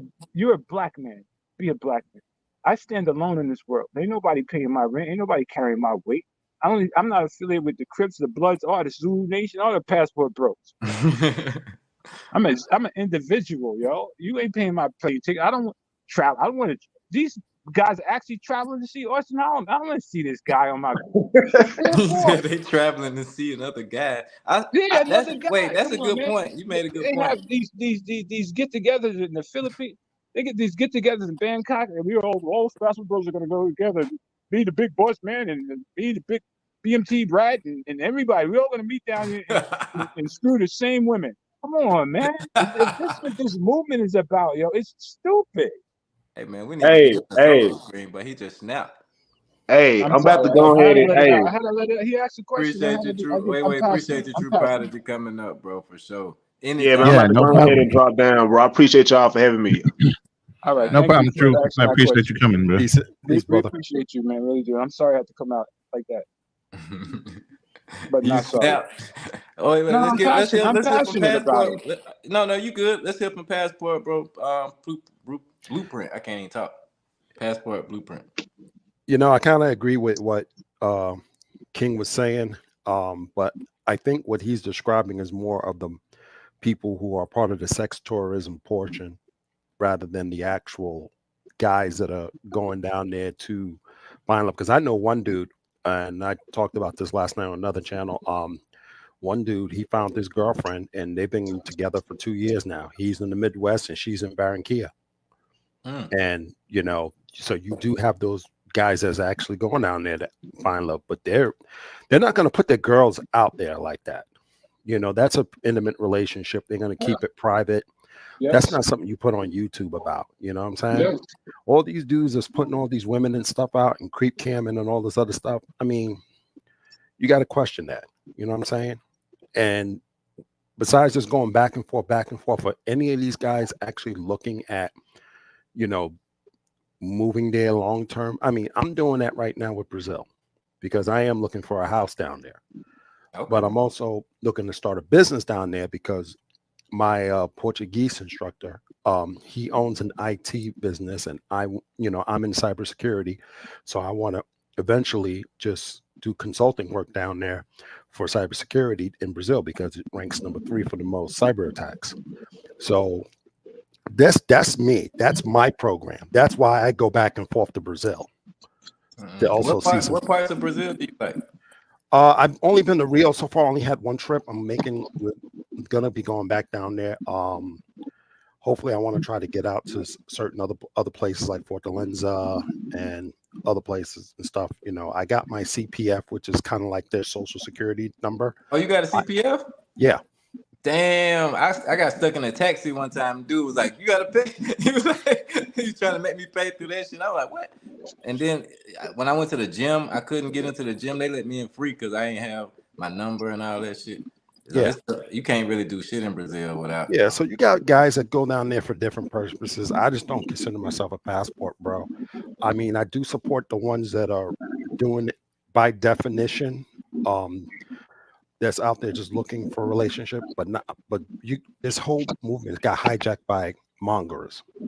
It That's got true. hijacked by mongers. Because think about it. I mean, they're not going to put up a page say, "Well, hey, this is the monger group" or The anything like Munger that. crew. They're going to be hiding behind the passport bros because it sounds cool when they can get away with that stuff. But I kind of, like I said, I think what NYC King is describing is more of the mongers and not the actual passport bros. But I feel where he's coming from because they just ruined it. They just ruined it for like all black men going to travel because old black men going to different countries. What do you think these women are going to think? So you don't. So do you think that they consider all black men passport bros, even though you can label yourself whatever you want to? It's all about what they're doing down there. No, I'm saying like, do you think the perception will be all black men are passport bros when they show up with their passport? Pretty much, yeah. Because it's most of us. Look at the content that's being put out. It's mostly us putting this content out. I mean, even the live news report that was going on in Colombia when the mayor was handing out loose leaves and they were doing the press thing, the mayor typically was singling out black men to hand the damn pamphlet to. Not the white guys that were discovered to be doing the bad things in Colombia. He was handing them specifically to black men. They were the ones on camera. Yeah, What's that found. narrative? What's that narrative tell you? They're singling us out. So that's kind of what I was saying. Like, doesn't that kind of make it more incumbent upon us to bring more positivity to the space? You got a lot of feedback, NYC King. Yeah, you might be driving or something. Your background noise is coming through. Gotta mute yourself in between talking. Yeah, that's what's going to happen. That's what it looks like. We're getting singled out. Yeah. And that's what I tried to put in that live stream I did in Brazil, but we got some negative backlash and stuff, and it got really personal with me that I'm going to have to address the situation with a certain YouTuber. Damn. He went a little bit too far in the beyond, and he shook up a hornet's nest, and he messed with the wrong person. Damn, bro. I'm sorry to hear that, man. No, I'm good. Brazil is good, beautiful. but it's put like this. There was some red flags on what he did. A lot of red flags. That at this time, if I want to get law enforcement involved, his ass going to jail. Oh, he tried to dox you? No, not doxing. Okay. But he did something stupid. And he don't think I know about it, but I do. He's going to get taken care of. NYC King, you got a lot of thank you. Yeah. But like I said, if you just go over there to travel, enjoy yourself and have fun, that's great. But you got a lot of dudes that's just over there, just for, sex tourism. I mean, there's a lot of good passport bros though. Like, shout out to Traveling Tony. Look at Traveling Tony, bro. I just recently been looking at his videos, like his older videos. He got videos where he was in Brazil, and then now he's in Africa. He made a whole family, building a house. Like, well, Passport Heavy's another one. He's great with his stuff. I look at his stuff a lot. But I'm saying, like, building that life and actually moving into the country and doing things. This is the difference between a passport bro and a world traveler. We go to Africa. We experience culture. We study the language so we don't look like fools out there. My first trip to Brazil, I brought a Brazilian dictionary, and I studied it a whole month before I went there and studied it so I knew the language so I wouldn't be played a fool. And that's the difference between a world travel. You end up in places like Dubai and Istanbul, Turkey, places that Switzerland, places that I've been. I never thought I could. Alaska, places that God has given you the option to use your passport as a tool, just not a tool for that other stuff, the pay for play. So that's the difference. Okay, I feel I'm an avid protester against the passport bros. I feel somebody's got to do it. I think it's a foolish thing. It makes no sense to a world traveler.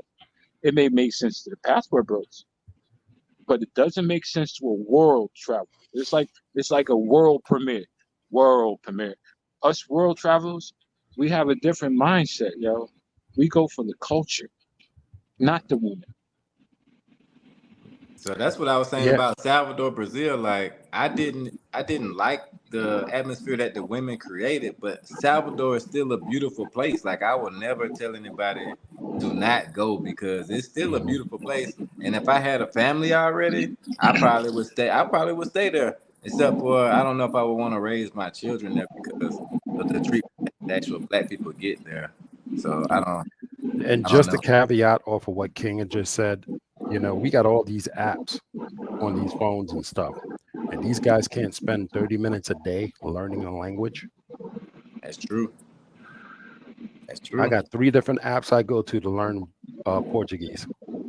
I mean, I'm still Mm-hmm. working on the speaking portion of it, but I got 3 apps I learn from. When I get some free time, I whip it open and just start practicing for 15 to 30 minutes a day, learning something. You're gonna tell me some guy, even the ones that live there, don't even know how to speak Portuguese in Brazil, and they That's live the there for thing. like a year. Here's a fundamental story. My Brazilian son, he's been in America since he was born because I did. It's like I was on the phone with my ex-wife. I had a lawyer in Rio de Janeiro doing the marriage and the immigration there. I had a lawyer in Midtown Manhattan pulling to get here as quickly as possible. We went through the whole visa journey situation. Um, she flew here on my points. That's how much time I lived in Brazil for like Damn. 6 years.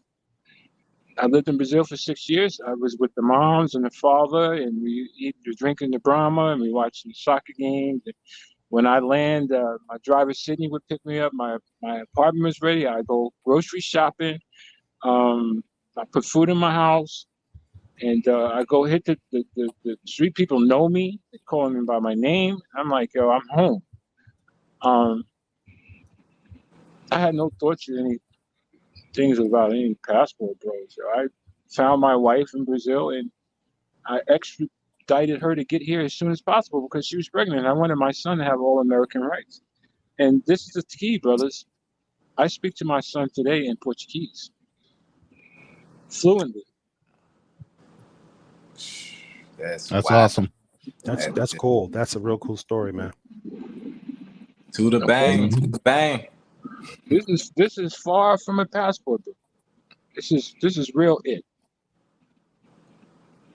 Well, basically, you were an expat in a sense. I'm saying Ronnie knows me better. Can't nobody tell me nothing about traveling. I've been around the world. Can't tell me nothing about nothing. I'm so far gone. I'm in a whole different galaxy traveling. But y'all are the type of guys we need to hear from, not these guys that never been nowhere before. You know what I'm saying? Like how Ronan was saying, like I've been traveling since I was born. Ronan been traveling since he was 2. We all been, most of us been moving around before the Passport Bros came out. Yeah, But that's to why it's be so honest with stupid. myself, like I think that it did reignite something in me to see other guys doing it though. It did make me more interested in it again. So that's why I say I don't have a problem with it. The only problem I have is the mongering thing. Like even when I was in Santo Domingo, I met this guy that was from America, and he was like trying to make me feel better about the situation there. And I was like, dude, like that's cool for you because like he was like super like not working on himself type of person. So I that Oh, he relied on mongering because he's not working on himself. He didn't, you know, he's not exercising. He just sitting back and paying for the women. Like Yeah, so. you know how many brothers I told in Brazil that yo, you only good till the next fight, bro. This is gonna be a whole train load of y'all coming in again. I live down here. I live in Rio. You just good to the next flight. So don't fall in love with these women. That's a part of the thing. An experienced traveler won't fall in love with the situation because he already knows it. The passport bros will fall in love with it, take pictures of this woman, these working women, show them to the co-workers when they get back and say, "This is my girl. I love her so much. I'm going to send money right now to her." And they like, "Wow, that's your girl. She got long hair and everything like that." Man, that ain't your girl, man. She with the next dude who flies in. Okay, and I'm trying to be honest with these passport, and they starting to get dangerous, man, frisky with me, man. They start to fight me, man. You know, I'm like, yo, they really, Frisky. they That really, was funny. they really hate me. Oh my You know, goodness. and I'm just trying to school them. I'm trying to take them to the glory hole, the land. Wait a But minute. no, Not the glory hole. Don't use that word. Pause. Hold on. Shout out to Butt Travel in the building, man. We got Butt Travel in the building. What do you got? all right. What you got on the plate? Butt Travel. Salute to Salute. my brother Hey, Buck. You know what I'm hey, talking about. hey, salute to everybody in the panel and also everybody in the chat. I just want to say this, man. And I'm gonna say this: passport bros are basically guys who go overseas and trick. You Thank know, you, Buck. Thank you, Buck. they're not looking for wives. First of all, they're not in these countries in a significant part of the year. Like a guy like Roland, I can respect because he's about to move to the Philippines and he about to get a long term girlfriend out there. So I kind of respect that aspect. NYC King, he lived in Brazil for a significant part of the year. He was an expat over there, so I don't consider him a passport bro. But most passport bros are just going overseas and tricking. That's what guys like Austin Holloman, Skyler, One Master Cheater. What is that background noise? I'm hearing. I'm hearing a background NYC noise. King. NYC King. That's King's background. I think he's on the road. Can you mute yourself, NYC King, please? Thank you. Yeah. So to piggyback what I was saying is like passport bros are just going overseas and having fun. They tricking and all that. I don't criticize that. They can do whatever they want as long as it's legal and over the age of 18. Nobody have problem with that. The problem with a lot of us have with passport bros is they get a pro and they paint this pro as a regular chick and they telling everybody, hey, come down here to DR, come down here to Colombia, come down here to Brazil. Oh, I got a wife over here. I got a regular chick. Even though that's a chick that everybody can get. Like Zoom to Thailand is a girl, anybody can get her. I can Oh go to damn, bruh. You taking personal shots. Come on. I take look, I'm direct. I'm direct. So it's like and I speak my mind, and I say names in front of people's face to face. So it's like I don't do it online thing, If I was in Thailand, I would say this to Zooms face to face, So but what I'm trying to say is like I was just trying to make an example of him, right? He met his girl at the bar, and anybody can pull that chick from the bar. I can literally go to Thailand right now and take his girl right now. He pays her 500. I can double that and pay Wow. her. I can pay her 1,000 a month and take his girl just like that. Just like that. So so it's like that's the one issue I'm having problems with the passport bros. Is like I don't care if guys go overseas and have fun and all that. Just do your thing, but don't try to sell dreams. Don't try to push this false narrative. You getting regular chicks when you only getting prostitutes, bro. I agree with that. And I'll Let lay him my know, plane Buck. over there. And I'll Let lay him my know, plane Buck. over there. Pass it over to NYC King. Salute, King. We got a question for Salute, Buck. NYC King in the chat though. You see the question? Where have you been that isn't one of the passport pro spots? I've been to Switzerland. I've been to Rome. I've been to Ljubljana, Slovenia. I've been to Asia. I've been to Istanbul, Turkey. I've been to Dubai. I've been to Japan. I've been to like I said, Brazil many times. I've been to Italy. I've been to Venice, Italy, where you have. These are not one trips. These are multiple times. You got to understand one thing. I got married overseas twice. I was married to the Brazilian woman for 7 years, and I've been married to my European wife for 12. So She lived in America for half them years, and then I traveled and stayed in Ljubljana, Slovenia a lot of the times. So I would just, you got good credit, you got money, and you don't think about normal things. If you work for your whole business, you don't have a boss. You're the boss. You can go and come when you please when your life is together. I don't believe in bosses. Bosses is a slavery name that the slaves would tell us, slave masters. Okay, all black men should be able to move and groove when they want to and have freedom. And a passport is like a driver's license. It's only good as far as you use it. It's only as good as far as you use it. We drive to Florida, we drive to North Carolina. I fly to Rome and I fly to Croatia, and me and my wife, we put a car on a private boat with a bunch of cars, and we go to a private island in Croatia, and people know me there because it's not one trip, guys. I take multiple trips to these places. I'm far from a passport, bro. I can't even imagine. I'm so far gone from a passport, bro. It's ridiculous. Thank you, Lord. Thank you, God, for giving me. If I die tomorrow, man, I've already experienced so much in my life, brothers, that you couldn't even imagine. So you think guys should? So do you think guys should get their passport and travel, but just not for the mongering, right? They could travel for whatever they wanted. Everybody lived their own life. I can't tell a brother what to do. I mean, there was a time that I had my period when I was young. When I was in Rio and I first started traveling, I used to wake up every morning with two different chicks. Every day, it was nothing new for me. I had runners. I had little guys out there that are like 20 years old or whatever. I say, yo, go get them two girls right there. And he'll run back with them two of them. We go off. You know what I'm saying? I had girls that were protecting me from the idiot girls. I had drinks thrown in my face because I didn't want to be with women. I've been smacked in Brazil. I had the whole thing happen to me because I didn't want to be with women. I'm not, I'm selective. What I want, we're all selective. Girls would sit next to me and start ordering things. I'm like, yo, waiter, I don't know this chick. So everybody in Coco Cabana wants me. I said, well, bitch, excuse my language, go be with everybody in Coco Cabana. I don't want you. Here comes the drinks thrown in my face and cursing. I'm like, yo, it's all normal to me. It ain't the first time. I used to box. It ain't the first time I've been hit in the face. It probably won't be the last time. I grew up in New York being a prick. I don't care about nobody but me and my family. I ain't got no friends, man. Friends will be the first people that turn on you. Friends are the ones who talk behind your back.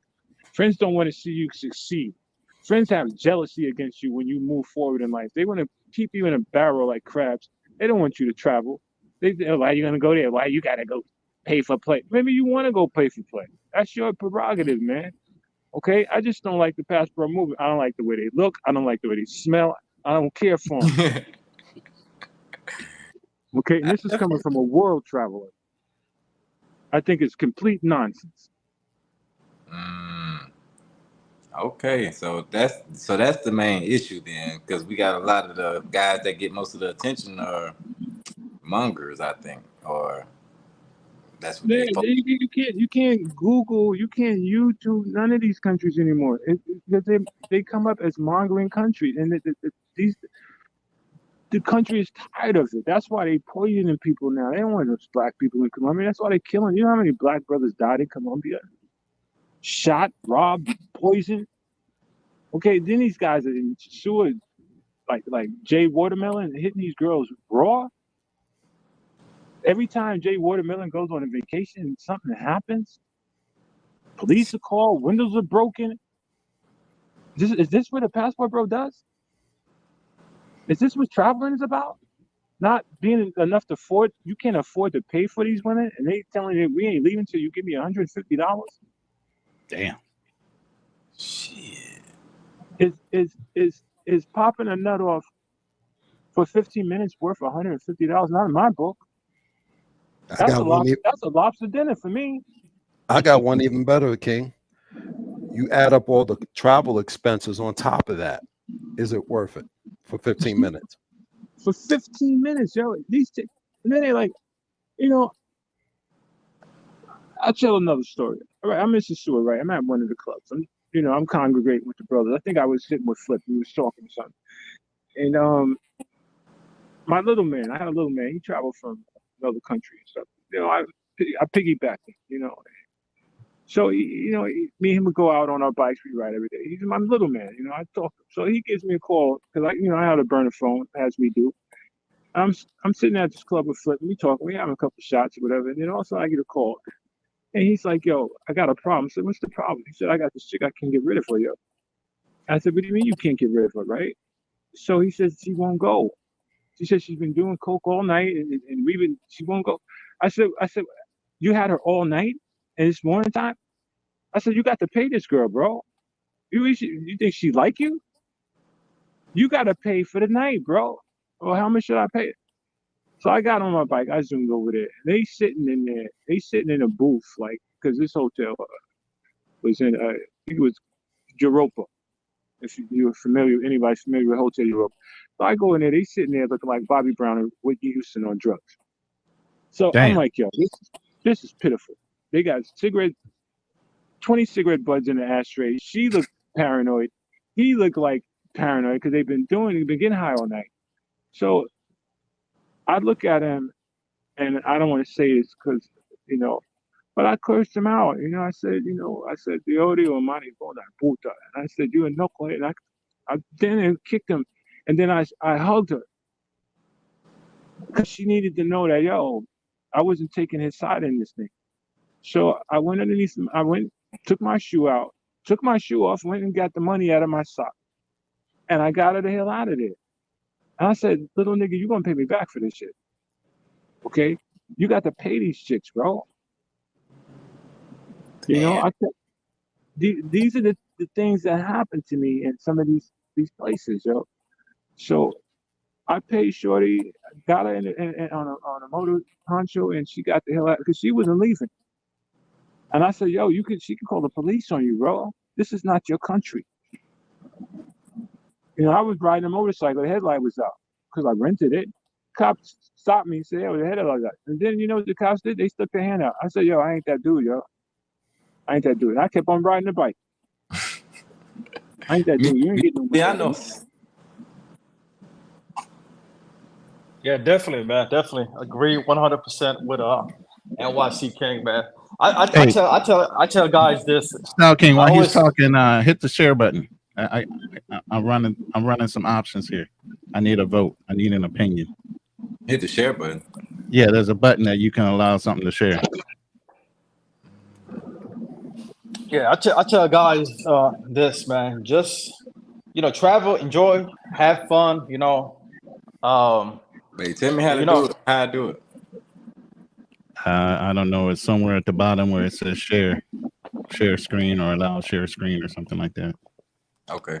Go ahead. But Yeah, what I was about to say is like, just Voice should see the box that says share or allow. Keep looking. Go ahead, Buck. Sorry, I'm kind of working out technical difficulties. Yeah. So just what I was about to say, like to piggyback what NYC King said, I agree 100% with him, bro. Look, travel for the experience, travel for the food, travel for the culture. The women should be the icing on the cake to your trip. The women should not be the focus. Because like you wanna get the whole experience, right? You wanna do like a you wanna do like a fucking paragliding activities and all that, enjoying the food. The women can also be the complement to your whole trip. Playing around with the thumbnail. That's all. Okay. But a lot of guys in this space, they just focusing on women. Then when shit goes wrong, they'll judge a whole country just based on what happened directly with that, with that chick or with that mango. So it's like you can't be judging a whole country just because you had a bad experience with a mango. The country has more to offer than just mangoes, and I can see why a city like Medellin is starting to distance themselves from that kind of activity. Like a couple months back, the mayor was hanging out flyers to passport bros that were coming into the country saying we discourage sex tourism. So it's like you see how bad it got. Like now, you YouTube search Medellin, Colombia. Guess what pops up? A strip full of mangoes. No country wants to be known for that kind of activity, especially where Colombia came from in the 1990s with Pablo Escobar and how they still suffering from that image, and they trying to recover the whole image, and they don't want to be known right now for a sex tourism spot. So a lot of these countries got a repetition to build, and that's what a lot of guys don't understand is like, yo, you can move the street, but just don't put it out there like that. Having fun, do your thing, move the street, don't put it out there like that. And I was just about to follow up with what you just said, and just to add on, a lot of these guys are doing it for clicks, likes, and views, because how much money you're making from YouTube from doing this stuff, putting this stuff out. You're getting all these male subscribers that come in here, you know, that's just, you know, here for mongering and stuff like that, and they, you know, creep camming and doing all this other stuff. How much money these content creators are making off this? And then they influencing other men to go do this stuff, and that people need to understand it is there is a legal definition to sex traffickers. That's what it is. You going down there, you know, content creators make pennies on the dollar. You're not getting rich off YouTube unless you IMR, who got some supporters and people who are, I believe IMR has got people that are supporting him heavily financially. Probably in Africa, some African king likes him, and he built him a house in the middle of the jungle. So the average YouTuber is not making a ton of money. You know, I've been watching Philly Dom a whole week, and he just sitting in a hotel room from city to city. And it's sad. It's sad. He's like, shout out to Philly Dom. Shut up, he's in Utah. I used to live in Utah. I'm a moderator in his room. I'm a moderator in a lot of people's room. You know, but Philly Dom hang with my boy that I was talking about. That went from a creep camera to a regular person now. Yeah, but you see, he had problems camming in Sasua, right? Yeah, he was hanging with my partner. Who, 215? Nah, African American Max. Oh, African American Max. That's my little man, yo. Yeah, you know, African American Max, I think, was holding him down in a lot of the spots. And That he had to live with him. I think African American Max put me on a lot of spots in Boca Chica, and he showed me a lot of Haitian spots. Hooked me up with a lot of Haitian people. Yeah, I felt bad for him in the beginning of some of Philly Dom's video, because he was with African American Max, and Max, he was trying to chill out with his girl, yo, and he making YouTube videos. You know, that's. But nah, Max trying to do his YouTube thing though. But that's not cool with you. That's not Max cool with reached you. out to me when I got down and I started making videos. Max reached out to me. He came, met up with me. We kicked it. He real cool. We clubbed and everything. So as soon as Philly Don touched down, he cool. Yeah. But this one episode I seen, that Philly Don tape, African American Max came down. I think they just got that. He was in a beautiful hotel with the hotel room had a swimming pool. The room had a swimming pool. Philly Don was sitting on a lawn chair filming him in the pool. Come on, man. These are private moments. Oh, filming him and his girl? Yeah, these are private moments, man. Damn. These are private moments, man. When I'm in a hotel room, I definitely bought a pool to go with my room. I don't want nobody doing no YouTube videos, baby. Man, shout out to African American Max, man. He's a young kid, man. So I like him, man. I like him a lot. I tried to school him on a lot of things, because I could tell, like, when we was doing things, a lot of stuff he didn't really understand. So I tried to not school him, but, you know, like, put him up on game. You know what I'm saying? Instead of taking advantage. I don't take advantage of people, bro. Like, some people take advantage, yo, because sometimes YouTubers are struggling. So all YouTubers are not. It's like saying that some rappers are rich. Some of them are not. Yo, they right here in the hood. Yeah. Okay, unless you Jada gets a 50 Cent, then you can say you got Jay-Z, you say you got money. But some of these rappers are still struggling because they didn't make superstardom yet. So YouTubers are not rich like people think. They try and some guys make good money. You know, Razor's making good money. You know, he became popular. You know, I've been with him from the beginning.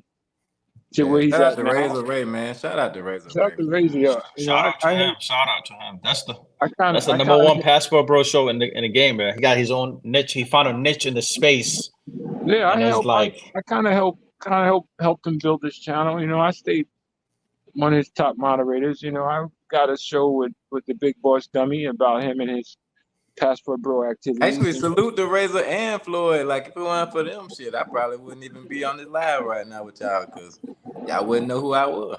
I haven't been keeping track of Floyd. Is he good? I don't know. I heard, I don't know. He's planning to go to Colombia. I'm a real one, so I'm gonna tell you the truth. Like, I started out on Floyd and Razor Ray's show on they live, but you know, like, I got on Floyd channel one day. He was like, "Hit the cash up." I was like, "Shit, well, I'm in Brazil. I'm not cash upping you." And that was the last time I watched his show. I kind of took it personally when he was jabbing at me for the cash app, because I seen you some cash, but you know, like, we all doing the same thing, so I kind of think, you know, it's kind of weird. And you gotta ask yourself, fellas, we are all blessed. Okay, some people don't have driver's licenses. Some people never left their block. Some people get old on their block. You see guys that were young and now still sitting in the front of the same bodega. We are blessed that God has given us the passion to want to travel, to meet new people, to do different cultures. God has truly blessed me, yo. I have so many children, so many grandchildren, and I'm still a young dude, yo. Which is the good part about it. And to have a Brazilian son and have 2 Japanese granddaughters, I mean, you can't make this sort of crap up, fellas. You can't. You know, and I was my father's only son. I fulfilled my prophecy to give him as many grandchildren as children as possible. It's possible. I kept plugging them out, pumping them out. Monday baby, Tuesday baby, Wednesday baby. They just pumping them out until I built a whole generation all by myself. I said, I did it, Dad. I made it. Made it, Mom. Top of the world. That's what's up. You know, I told my father, yo, I'm gonna give you grandchildren and it's done, yo. And I wanted to have a child around the world. I got my greatest creation is my Brazilian son. And for me and my wife to still be talking, my ex-wife, to be talking normally today. Without the fighting we used to do in the past. You know, talking about our son and where we came from and how we started and our relationship and the good things and the bad things. That's what a marriage is. You can always come back and talk to her and say, yo, I'm always going to love her. I told her I'm going to love all my wives and all the women that I had 3 lives. 3 lives with 3 wives. That's 3 lives. What about Buck travel? Where you at right now, Buck? You traveling around, or you in the States?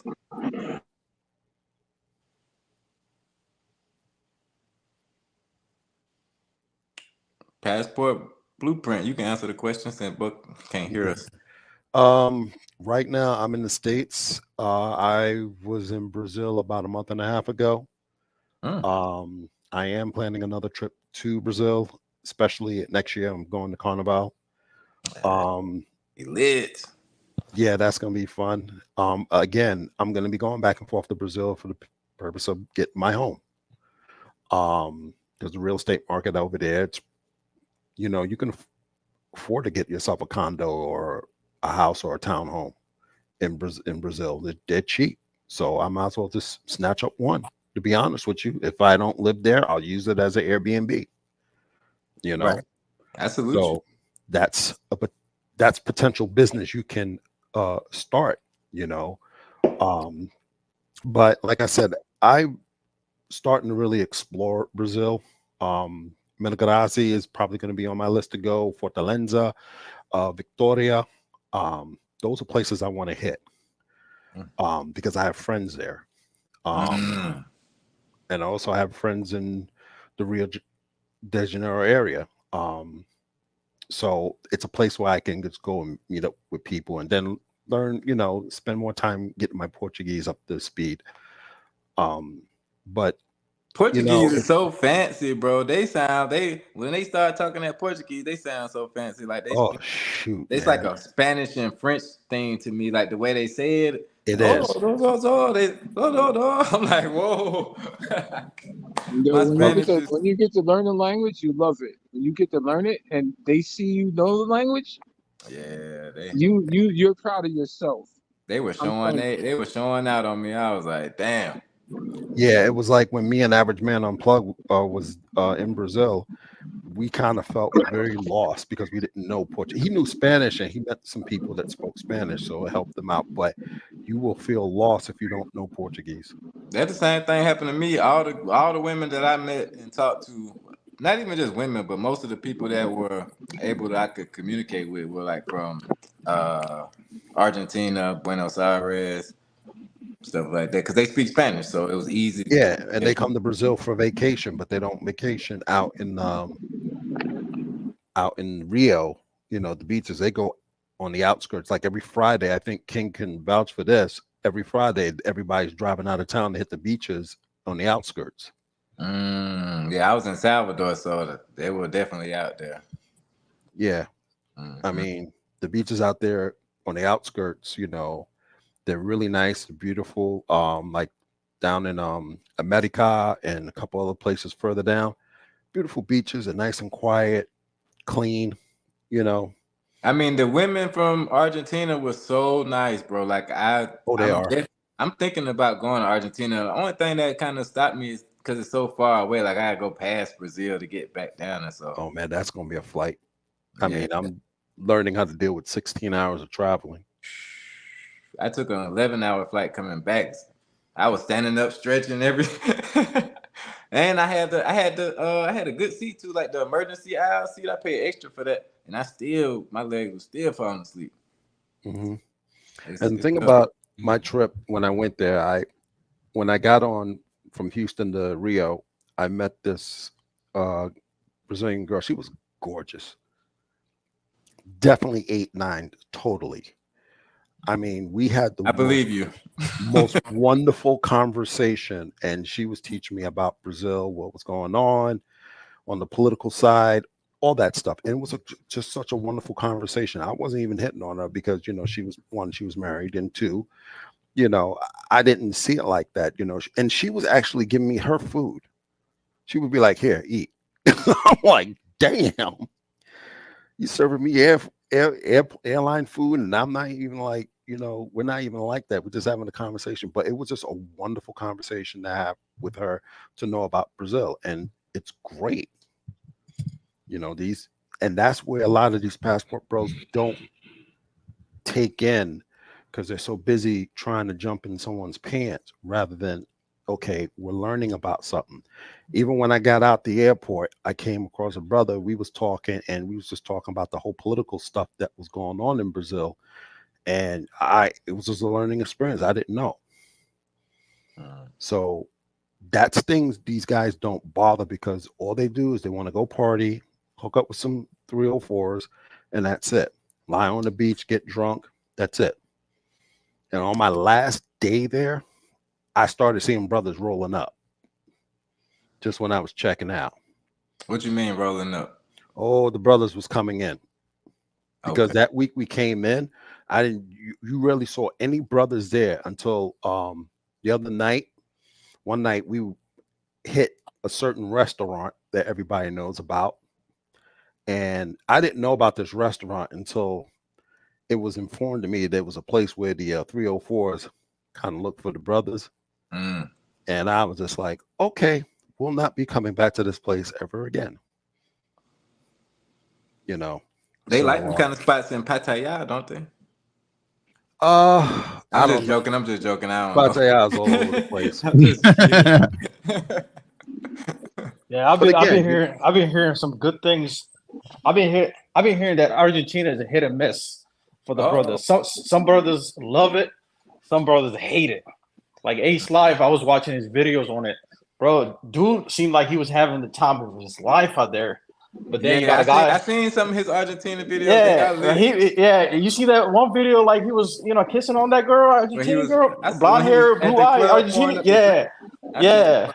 I was like, dang, they love us out there. But then you got guys like Austin Holloman pulling out the race card saying, oh, they don't love us out there. So it's like That's why I say. This is why I always say every man's experience is going to be different. Wait a minute, Yeah. Because Austin said Argentina it was one of the places he did not like. yeah, He came up. Well, here's the thing with hold him. on, bro. Wait. Let me jump in on that because I did, like I told you, I talked to Austin about Salvador and a lot of places myself, and I think that he kind of piggybacked off what I was saying.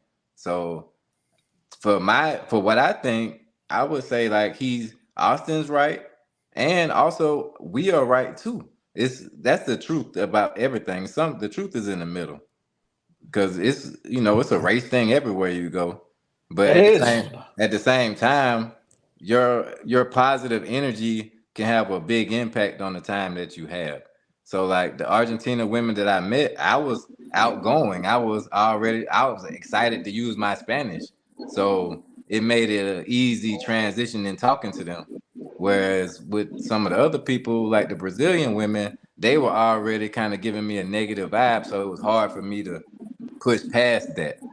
So it can be a little bit of both, but if you can keep positive energy going, just like in the States, you can get turned down 10 times. But if you Yeah. still keep that positive energy going, you can And still have a good night. and that's why I said every man's experience is going to be different based on that. It's like energy. It's all women feed off energy. So if they see your energy, if they see your vibes and energy, then they're more likely to see you in that video. If you watch Ace's live, he was giving out good vibes. He was Right. looking like a guy who was having the time of his life. This is one thing I kind of observed about Austin Holloman, right? Dude looks square. He when he talking to the females, he kind of looks boring. He kind of looks he's not giving up good vibes to the females, and that kind of pushes females out of him. Then he will complain and make a post, community post saying, "Oh, they don't like us" and all that. Bro, speak for yourself. It's you. It's your personality. Yeah. Don't speak for others. Like, Yo, Buck, go ahead. can I capitalize off you, Buck? Let me tell you something about I analyze Austin Howard too, and I'm a good judgment of character. I really am. There's something suspect about this dude, straight up. It's something suspect that I believe he may be laying down with other dudes. Okay, he too trying to Damn. curl and stuff like that. He's having bad experiences with women because he's that type of guy. Okay, he Hey really man, don't like women. He really I don't don't like endorse women. or I don't recommend. I'm sorry anything. to attack you guys, Hero, the AKA Austin Howard. I don't know Austin like that. I'm just saying, like, I don't want nobody He's coming at me suspect, about yo. No. If I see- Just say this Anything. disclaimer. Just set a disclaimer saying that hey, the views of this panel is not my views. So just set a disclaimer. So we all gonna have different views on this. Go ahead and once again. This is I'll say the disclaimer. I'm just saying this channel is for entertainment purposes only. All him views coming at me and talking about I said nothing about him. things that Well, are here's the said thing. are not proven facts. Just skeptical and a It's your freedom of free opinion. speech. But here's the thing, and I don't mean to rag on him, but it seems like he's never satisfied. That's how I mean, he's young. Yes, though. When I was these 25, guys are. That's how these when gay I was guys are. 25 though, Yo, I wasn't That's how these gay facts. guys, either. these gay guys Facts. are never satisfied because Facts. they worry about being too pretty themselves. But We just talked about being he's 25. a None of young us- man. He's 25 years old, bros. None of I us was were doing some satisfied at fucked 25. up shit at 25 years old. Thank God they didn't have fucking video cameras back then. You know what, And Ronnie? phone. You know what, You know what I'm Ronnie? saying? You know what, Ronnie? I thought I was a young man at 16. Uh-huh. Okay, and he's 25. You know where they put my young ass at? In a fucking penitentiary with grown ass men for robbery. So I don't Okay. want to hear it, Ronnie. He's 25. I did some manly shit when I was a kid. I mean, I was Okay, already I in done Marine talking Corps about- at we 19. talking I was about- in I Marine. mean, I think 25 years old, I sent to war. So it's like we gotta judge. Listen, We gotta judge guys who are 25 years old Let as me men. say this. We cannot Let me say give them the benefit of the doubt. We cannot give them the Understand benefit of the this. doubt. Listen, Austin guys. Holloman is a man. Guys, Austin I Holloman was is a in man. listen, All right. listen. I was in the Marine Corps at 19. I understand what the fuck you're saying, but he's still 25 in this term and this time frame. These kids are fucking premature when it comes to fucking life experience because they're coddled by their goddamn mothers. First things first is they need to break their ties of being son husbands. The women are You're taught right, to be right, right, you're aggressive right, but and he was independent. not no. The women are taught to be aggressive and independent, while men are coddled in their house, but then told to take care of their mothers when they get older. Ronnie, when I was at 16 years old, they put me in a man prison. I I don't want to understand hear that. he's a kid. I don't want to hear he's a kid. I was a kid. I get your And I had to, situation. I'm not trying to belittle your situation, but a lot of these right. kids are No, not you built never, the same going to way. prison was the These best kids aren't built experience. the same way, though. Going to prison was the best experience of my life. I got Hold on. therapy. I got physical contact with men that I had to fight and beat down. I earned respect. I Men didn't have to get fight and raped. beat I down. didn't get raped. I became a Okay. controller instead. I didn't get no packages. I learned to survive. I put my milk in my toilet bowl. It was my freezer. I shot CeeLo for cereal. I survived. Okay, I don't want to hear Oyster Harlem as a kid. I was doing man shit with murderers and rapists. Yeah. I mean, so was I, but again, it's a different time. These But kids are brought up. NYC King, you just coddled. told us a second ago when you was in your 20s, you was wilding in these other countries. Yeah, I was out of prison. You damn right I was wild. So how can you hold it against him? That's kind of hypocritical. I'm not. I said I never held anything. I said there's something suspect about him. Sorry about the boxing guys. But somebody said that he's like jumping around with a bunch of women. I didn't say that. I think Buck said that. Oh, okay, my bad. He said, What's the problem? I'm sorry, Buck. I'm sorry to put you out there, Buck. I'm sorry to put you guys. I think I was like, somebody said that. Wait a minute. I'm sorry, Buck. I ain't said that. Well, let me piggyback what I just said. Of every man's experience is going to be different, right? Like, look, here's the thing. I went to Cancun, Mexico, right? Look, I thought I was going to get all Mexican women. Guess what I got? I got the tourist girls. You got the tourist girls. Girls from Canada, girls from Australia, New Zealand. I was macking at the tourist girls, but then I still had the time of my life. I was still doing activities. I was still doing on jet skiing. So I was still, doing my traveling shit, but at the same time having fun, which made the whole trip a complete. See, the thing is, when I went to Cancun, women wasn't even on my mind. I just want to go out there, see for myself what it was like. And I went over there. The second day, I start vetting the place out. Had third day, brought a chick to my Airbnb, smashed. Fourth day, did the same thing. And I had the best time of my life, even though women wasn't even priority. It wasn't even my list. It was just on the icing on the cake. So a lot of guys, I tell guys this, just travel, but have fun at the same time, but just don't focus on just one thing. And if you're gonna, here's another game tip. If you're gonna stay abroad for a significant longer periods of time, make friends with the local men. Because when you make friends with the local men, they can introduce you to the good girls. Exactly. A lot of guys don't understand. They can introduce you to the good girls because once you get that bond formed with the local guys, then you can be in that circle and you can start meeting good girls, not these 3 or 4 girls there you just meet off the strip.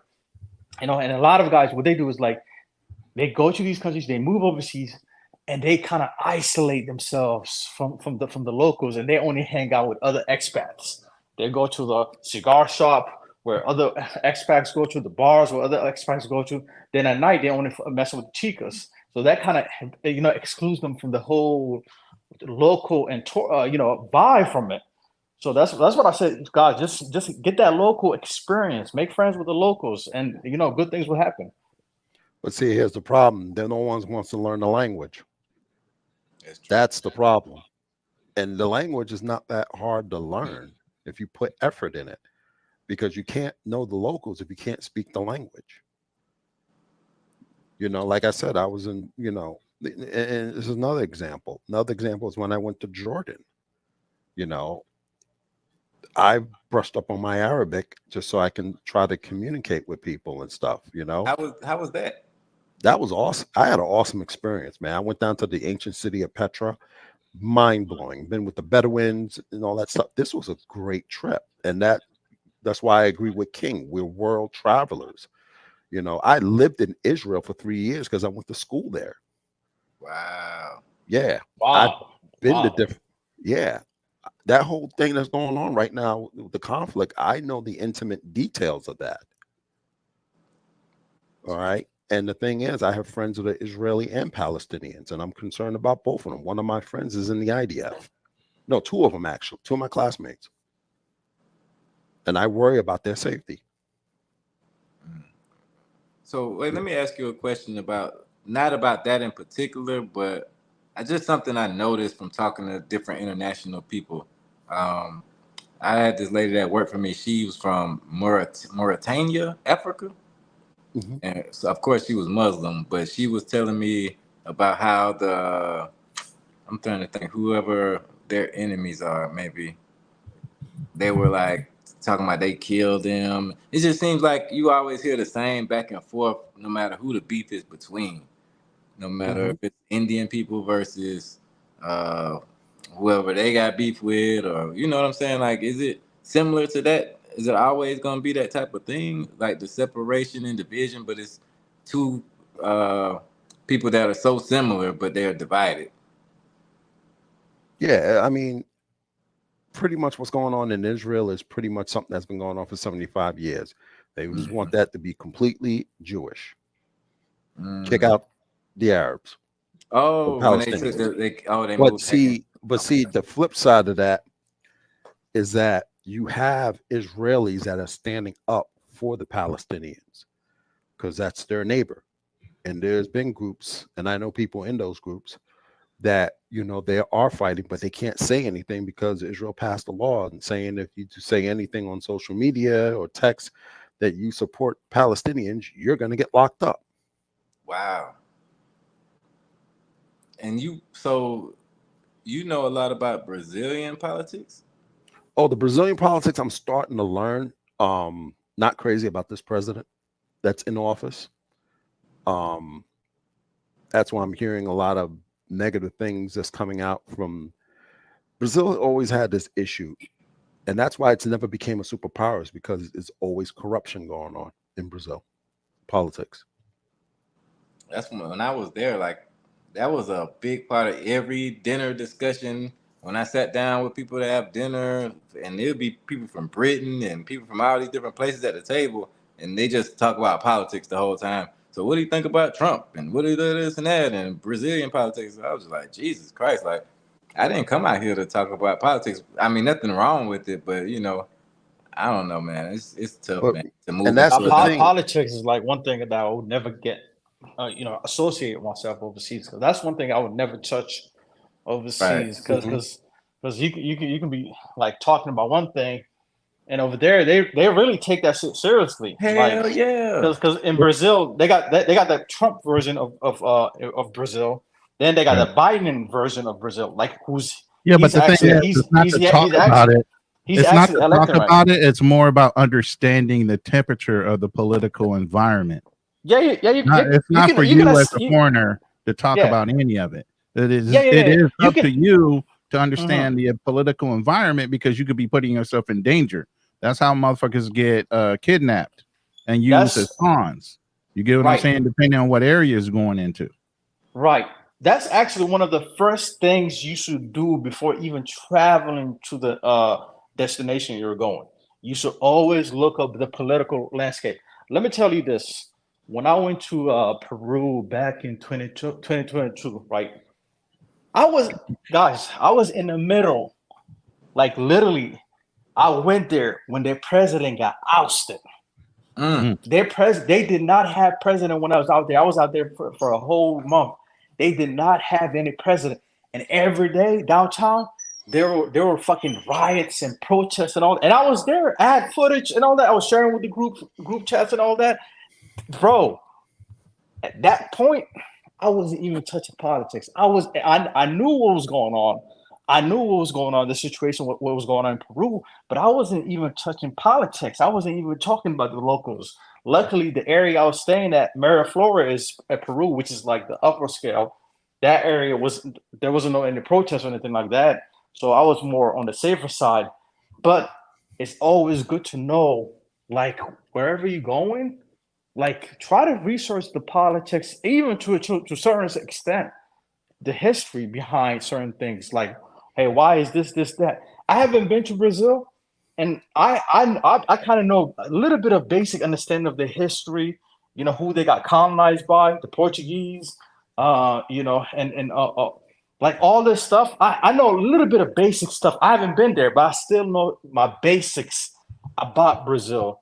You know, so you should. That's one of the first things you should always do. Like research the country you're going to before you even travel there, because that could save you headache. You know, and also a lot of guys don't understand. Just because one law applies here in the States, it might not apply overseas. Or you can be like, oh, freedom of speech. I can say whatever I want, Thank No. you. bro. Thank you. How many Bro. people I've heard use the Constitution when they get in a situation overseas? The Really? U.S. Constitution. Oh yeah. I watched this one dude said, "Well, yo, it's my constitutional right. I don't have to do this. You're in another country, dude." That's crazy. Does not Also, apply. not just yeah, exactly. Not just freedom of speech thing. There's some guys that's even quoting the Second Amendment. They're like, "Oh, if I get robbed by this robber, I'm gonna defend myself from stabbing back and all that." Bro, the self-defense laws work differently in different countries. In certain countries, you can get locked up for even defending yourself. It's not like the states where you know if you defend yourself, you're possibly gonna be free. But overseas, that shit is different. You stab a person, even if you're still defending yourselves, you can still get but put in prison. Just like in Israel, you punch someone in the face, that's a felony. Wow. Even for defending yourself, you can still get in trouble. Exactly. Yeah. That's But why guys you want to see them say guys have this spit at each narrative other. where guys are just bringing the American mentality. That's why I said like, yo, leave the American shit at home and just you in a different country, do what the Romans do. You know. That's what I was saying Exactly. about before y'all came on at the beginning of the show. I was telling them a story about DR where I really took myself out of position, almost fighting this guy in the bathroom of a club. So I was just giving a story to tell people not to do that because I had been drinking. The guy came in the bathroom and I had my drinks because that's the thing I do in Atlanta. I take my drinks with me to the bathroom. Like I don't just leave my shit sitting on the table. So my drink's sitting next to me. So I'm peeing, but my drinks are like 2 feet away while I'm looking at them. And this guy comes in the bathroom, pulls out a big bag of dope, like a big bag of dope, like this big. And he's over there thumping it and playing around, talking to people right over my drinks. So I just reached around, grabbed my drinks away from him. And then he was trying to fight me in the bathroom over grabbing my drink. So it's just little things that you need to pay attention to when you're overseas. It's better just to leave the drinks and get the fuck on, go buy you new drinks. The drinks only cost $5 for the, you know what I mean? Y'all might be surprised by this, but guess who's the second largest leading in drugging in the world? Who? Japan. What? Japan, yes. In Japan, there's so many drugging. Like if you leave your drink, it's culturally known over there. If you leave your drink at the bar, high chances somebody's gonna drug you. In Japan? Yes. Crazy. So most people over there, they know about that shit. You know? Oh shit, Ronan, what the hell? That's his Filipino chick. He's about to meet up. Oh, he done brought the fire emoji out. Yeah. Shout out to Nat Measy in the chat. Yeah. So I mean, just I tell guys, man, every guy's experience is gonna be different. You know, travel, have fun, do your thing. We all gonna have different experiences, different goals. Wait. Y'all answer the question. Y'all answer the question. So the topic of the show is: should you become a passport bro, or should you stay on the plantation? See, the thing is, passport blueprint. We ain't heard from you in a minute. Go ahead. I think pretty much, you know, those who are mature enough to travel should travel, but I wouldn't really go about putting labels on yourself, you know. And that's the thing. It's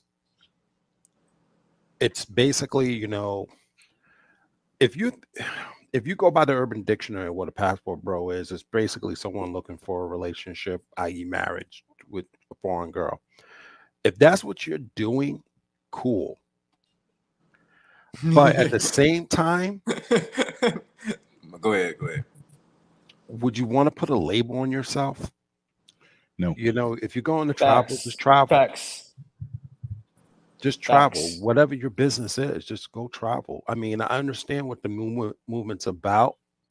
For the original movement was about, but it's gotten hijacked with all these mongers, and it doesn't look good now. So But we're not talking about the mongers though. We're talking about just exploring your options for a better life outside the U.S. you're just a traveler, because why? Everybody's doing that. You got other people from other races that are leaving countries to go to even the same countries we're going to, just for a better life, you know, just to do something better. You know, like I said, you know, the real estate market down there in Brazil is better than the one in the United States, because you can't really afford a house nowadays. You're getting priced out.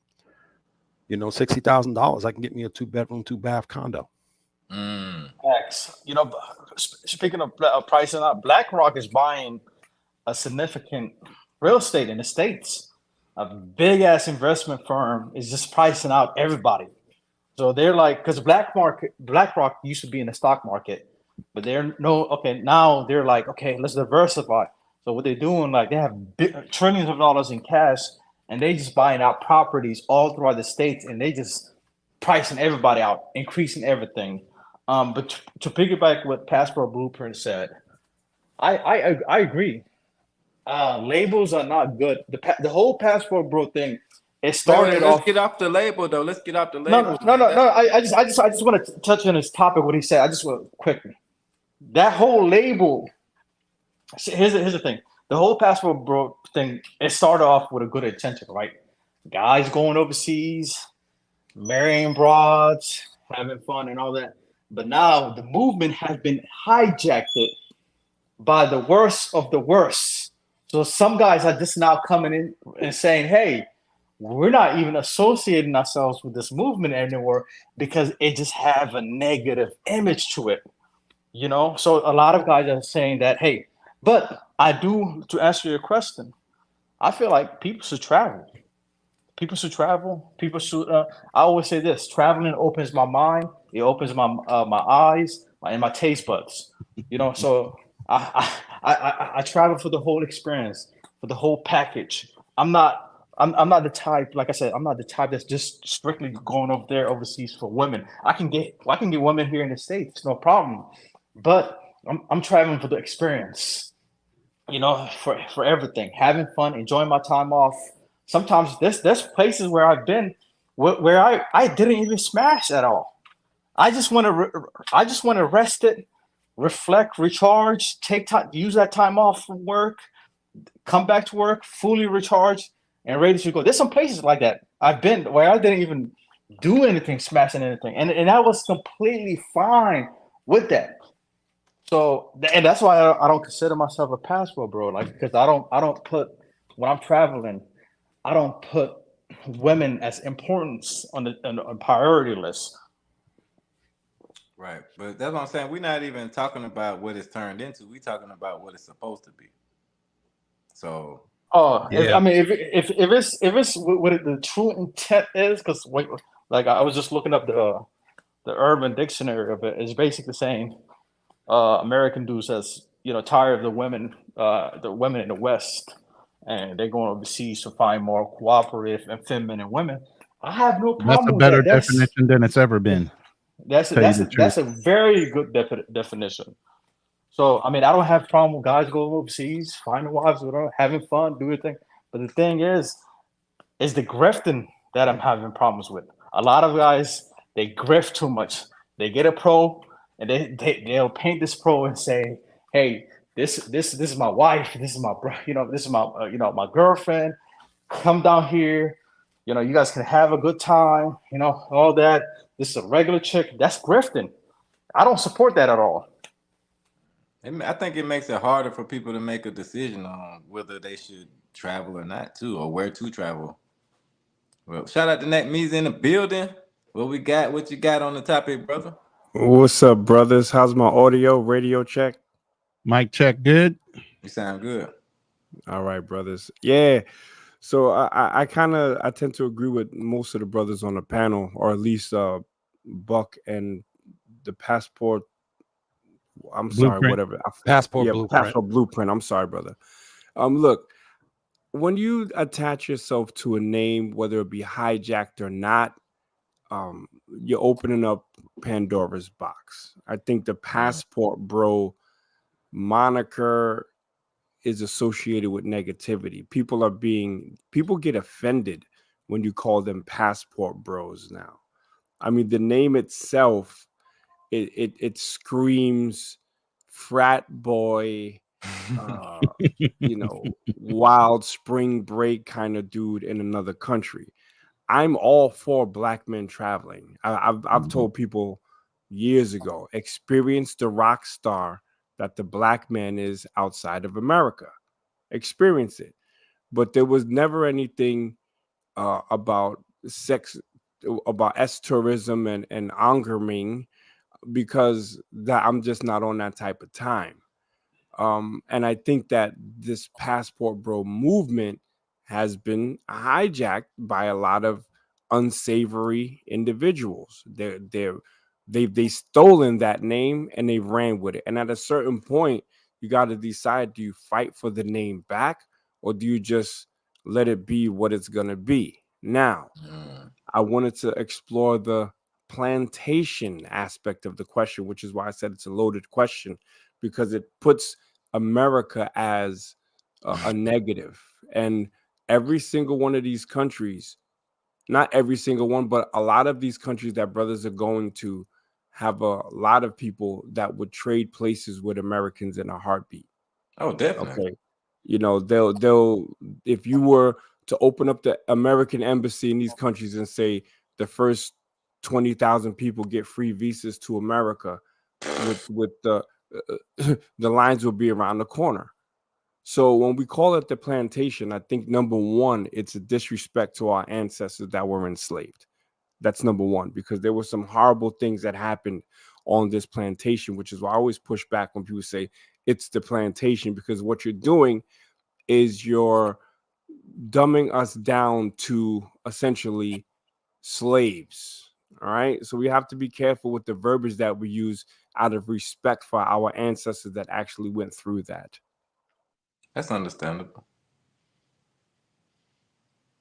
I would just say I wasn't trying to use it in that context. I was using it more in the context of just like the Matrix, just like saying the Matrix. It's It's your what you're slave mind. It's your slave mind. Your mind that's stuck to the society, not necessarily the ancestral history of what the plantation was to black people. But even now, black people are slaves to social media. The impressions that they we are leave. all There's slaves a to something. lot of things. Yeah, there's a lot of things we're still enslaved to without physical chains and without physical walls. But You I know what just I'm saying? So you still are technically in your plantation mind, where it's not I have to anymore. push back Okay, because black people are not the only people addicted to and social that's very media. true. There's Yeah, oh yeah. there's a difference between addiction to social media and enslavement. We have to really, really start not, and I'm not saying you guys, because you guys aren't the first to use this plantation analogy, but Right. we throw this thing around just so willy-nilly and flippantly and just say the plantation, the plan. I prefer the Matrix. I like that, right? But Yeah. when we say the Yeah. plantation, it's like, bro, like, have y'all done y'all research? And I know brothers on here have done it. Like, when you find the person who owned one of your family members on a slave schedule, then it hits a little different. You know Oh, what I know. I already know. You ain't got to tell me. I'm saying? I'm from the slave states, brother. So Exactly. you ain't So talking that's what I'm about saying. that. Like, the plantation thing is like the plantation bros. And like, there's not only black people in these movements. So then you almost give people, I guess, a carte blanche to start using these what can be racialized terms against black people from America. I don't want to go too deep in it, but like, the plantation was a place where horrible things happened. America is a place where you have everything. But I'll tell you this: like I said, these people will switch places with us in a heartbeat. So when you go and enjoy the benefits of Black American privilege in these countries, as well as the money that you've earned in America, don't turn around and shit on America while you're doing it. Oh yeah, definitely. Now we're not going. I don't. Me Yeah, personally, I don't. definitely. I never try to shit on America because, like Yeah. when I started off my broadcast and throughout all my broadcasts, I tell people that if it wasn't for the military and shit like that, then I wouldn't be shit. I wouldn't be anything. So, and that's thanks to my father though. It's not thanks to a bunch of other shit. That's like so. That's another thing that I like to say now because a lot of people get caught up in all this America this and I don't have a chance outside of America. I believe if your father and your father's father, if they try hard enough, they can help you. You don't have to be in America to come up. I don't think that that's a thing. I think that is a thing that is more opportunity here. But at the same time, you don't have to be here to come up. It's rich people in India, it's rich people in DR, it's rich people in all these countries we travel to. But they might have a harder time, just like black people have a harder time here to become rich. So it's a lot of things you just have to try, man, and keep trying. Because I was knocked down a bunch of times myself, and like I told y'all, I've been working hard to dig myself out of holes that I dug for myself. But at the same time, I don't want to get caught up in the conversation about slavery and all that stuff. Like I said, it wasn't to be picking fun at my ancestors because I know my name is a slave name. So we You know, already and that's why we should stay away from that plantation word, because you yourself bring the conversation to a place of slavery, because that's the analogy that's being made. When you say stay on the plantation, you're literally conjuring up images of our but we enslaved are on the ancestors. plantation though. This But to we're me, not this, though. we are still here. We didn't But we're leave. not on the So plantation. okay, Nat Measy. So are you telling me to name me His another face people? changed. Now he's getting mad. Don't I'm get not mad, getting brother. mad. I'm not getting mad. I'm gonna engage the conversation because you keep going on. I told you I was trying to move away from that talk, but you said you want to go back to it. We can talk about it. Is that what you want to do? I mean, I'm saying you said you don't want to take it there, but your title itself Right. So we can talk takes it about it there. if that's what you want to do. All right, so let's take it there. Let's be But nice. that's what I'm I saying. You fuck with trying to you. make it seem like I'm getting upset. I'm not. But that's why I said Your that's face not the changed. conversation. The But go on, conversation, brother.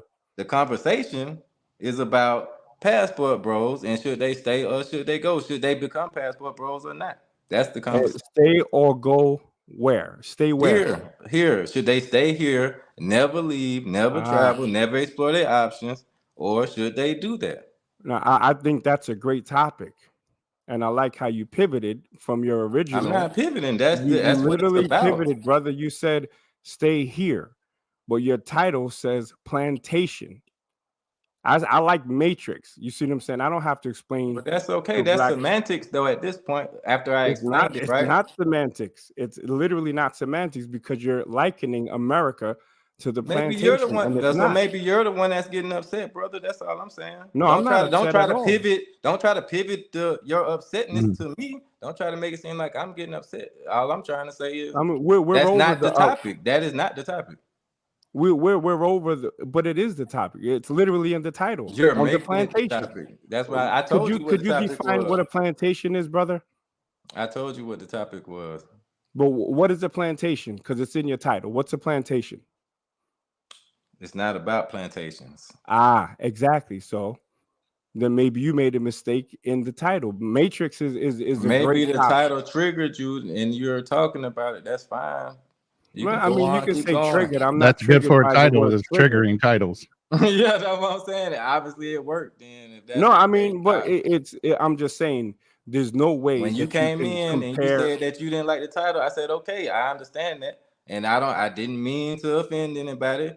I understand exactly what you're saying. I already said that, and I tried to go away from that, but you buckled back down and reversed the truck to go that way. So that's what you No, want to talk because you about. said Then talk about it. what you did say is that what we went back to it is that it is like a plantation, and the brother Ronan said that we are slaves to social media, and I made it very clear that Black Americans are not the only people that are addicted to social media.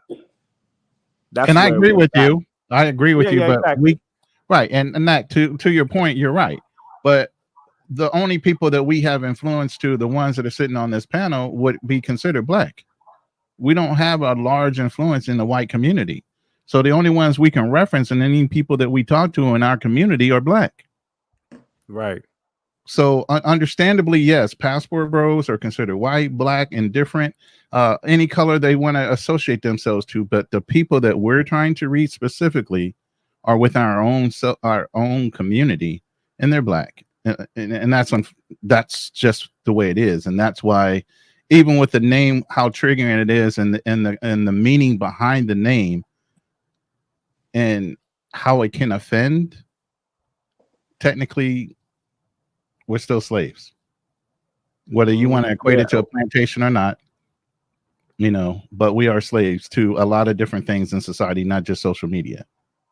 You know, Uh, well, I we just, can go brother, back and forth. we're gonna Yeah, pivot away from this yeah, on my thing. We can do that, but I'm just saying, brothers, y'all know where our ancestors came from, of when they've course. been. When you have other people that don't look like us, We're and all FBA what in here, so that's you know not what I'm even. saying? Yeah, that's what I'm saying. Like that. That's all I'm saying. But now back to the original topic. I'll call it the Matrix, right?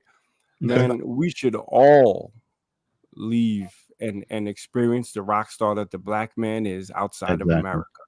Absolutely. Go for cultural enrichment. Go for. I went for sports. You go for whatever. You could be medical tourism. Your dollar goes a long way other places. Okay, but just go with the right mindset.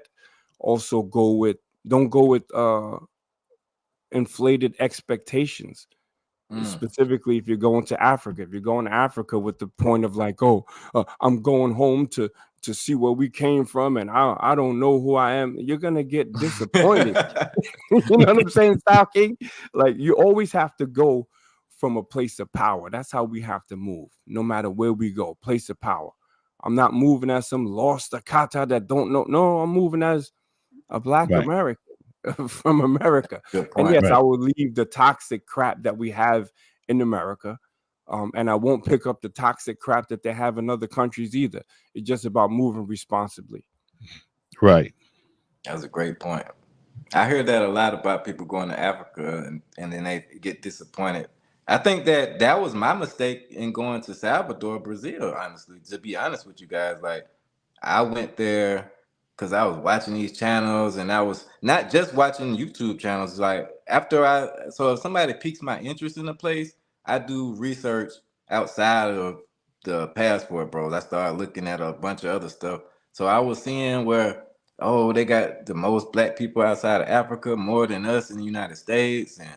And then I was watching stuff on how they are accepting of their African culture and the women wear their hair. So I was getting excited, like, but then that I set myself up getting too excited. So I definitely agree with you on that. You know what's crazy, Style King? I wanted to go to Bahia as well, on some like, oh wow, there's black people there. But then when I started looking at videos and listening to panels, I'm like, it seems like there's a lot of like uh bedwenching going on out there too. You know what I'm saying? Like, you Definitely. go out there with some, yeah, I want to be around my people or around black people, and they be like, oh, they're looking over you at Ricky Martin or whatever. So Yeah, yeah, yeah, you know what I'm yeah. saying? It can. That's why I said it was very disappointing. I waited till I left to say a lot, but I still don't say a lot because I only stayed for 3 weeks because I couldn't take it anymore. I had to get the hell up out of there. But like I said, I set myself up expecting too much out of the people. I think. Shout out to Jamal. That was Is a that lot. true? Man, what is it true? Damn, bro. Man, it's on. I came from Atlanta, so I thought I had a You good thought you mixture. had escaped some shit, and you ran right up in it. It's worse, bro. It's on 10. I've never seen that kind of expression What? between men in the streets, in the clubs. I was with this girl from Argentina, and we go to the little club. It's called Showroom, I think it's called. And that's like the popular little club in the central area downtown in Salvador, like in Bahia. I'm not Bahia, but Rio Palermo. So we go in there and it's Transformers twerking everywhere and guys twerking everywhere. It's also beautiful women everywhere Oh, doing the same thing, but it's just Oh. like the girl talked to me. She's like, you have a good time?" It's like no. I'm trying to play it off though. I'm like, it's all right. You know. And then Well, I shout out found to out you like for if you not being a say judgmental, ugly American while you were right, there. exactly, you don't want to be that guy, but it's just like Jesus Christ, like it's a culture shock for sure. And my homie told me before I went to Thailand for the first time, he was like, Jamel, you're gonna see some things out there that you don't like. There's gonna be old men walking with you know, smaller people. And I'm like, what? And in 2007, that stuff was already kind of over. They had moved to Cambodia, but you did see older men with younger women. Like they could be their daughters, but they were of age and stuff. And at a certain point, you become numb to it. But my first day, I had to check myself, be like, because I'm walking around showing my disgust on my face. And that is part of being the ugly American, you know? And people have that image of us. And a lot of times they don't differentiate between American people and the American government. So they'll look at the stuff that our government does that a lot of times we don't support, and they will just put that on us. And I and you agree, know, with that. yeah, and I had to check, I still have to check people up until today or yesterday about, you know, stereotyping Americans, you know, but at the end of the day, it's still cool to be an American, you know what I'm saying? I And had yes, some of travel that in your ass off. Brazil. A lot of that in Brazil as well. Like I try to think of myself as a different, not different than American, but just a little more open minded than the average fucking dude from nowhere. You know what I'm saying? But in Brazil, they was like, he's American, so blah blah blah blah blah. I'm just like, damn, y'all gonna talk about me like that in my face? And that's not even true. But oh man, I'm waiting for look this at Crawford fight to start, man. That's why I keep turning the cam off They to go ain't check fight in the yet. background. The Crawford, no, they ain't started yet. It was just Damn. the Andy Louise and the Cuban guys fight. Just fought heavyweights. So Yo, is Ruiz and Big Baby Miller fighting on this that's who. card? Yeah, that's who just fought. Yeah, there you go. All right, don't tell me wow. who won. I Don't tell didn't me get who to won. see it because I'm in All here, so right. I didn't get to hear who won. I just know they finished up. So I'm waiting to see who's next on the card. Hey man, Jay Clyde and Jamal both got really good points that I didn't even think about. This is the same thing that happened with us in the United States. A Brazil Black Empowerment movement was hijacked by LGBTQ, but that's similar to what happened No, play with with the feminism. passport. Don't tell us, bro. We don't want to know the spoilers because I'm gonna watch it on YouTube. You're gonna It's replay it next week. 4:40 in the morning here. I got to Yeah. get ready to go to work. But you know what's crazy, which is why I tell people don't bash America like that, because I was literally speaking to my wife about this lady who decided to go to my wife's country and tell the story uh of triumph. She's a movie maker, right? So she's interviewing people from there to get, you know, an insider's view of how its life is on the country. And she's trying to put a baby mama narrative, like a single mother with two kids with no man in the home. And I'm like, yo, this woman is trying to tell some sort of toxic feminine, erase the black man out of the equation story. You know what I'm saying? Right. Yeah. So this feminism tip is prevalent in a lot of places. I don't know if it's because they're watching America, or is it European feminism that's being exported, but feminism is prevalent in a lot of places. Even in like Medellin, Colombia, they were running down on some brothers that was traveling, you know, with this slogan. It was like gringos, puteros, aquí no los queremos. Like we don't want, you know, no foreign uh mongers here. You know what I'm saying? So the feminist movement is getting worse and worse all over the world due to the internet. Wow. Yeah, it was definitely tough out there in Brazil, man. That's why I said, like, once I talked about it, when I came home, I talked about it a little bit. I went on International Passport Bro show and talked to him about it because I saw he was promoting going there. So I was talked to him about it. I went on Austin show, talked to him about it. I thought I was gonna be done with talking about El Salvador, but it keep coming up, and I don't want people to not be knowledgeable because there's so many people that just tell you, yeah, man, go act like it's Shangri-La. When I'm not saying it's not, it can be your Shangri-La, but you want to have the most knowledge that you can have and going into a place like that, especially I spent 1,600 on my ticket to get there and back. So I How ended long up was the flight? shit. I had to take the flight back was 11 hours from where I fly back from Sao Paulo. I flew back from Sao Paulo for 11 hours, but the flight there I took connecting flights through Bogota and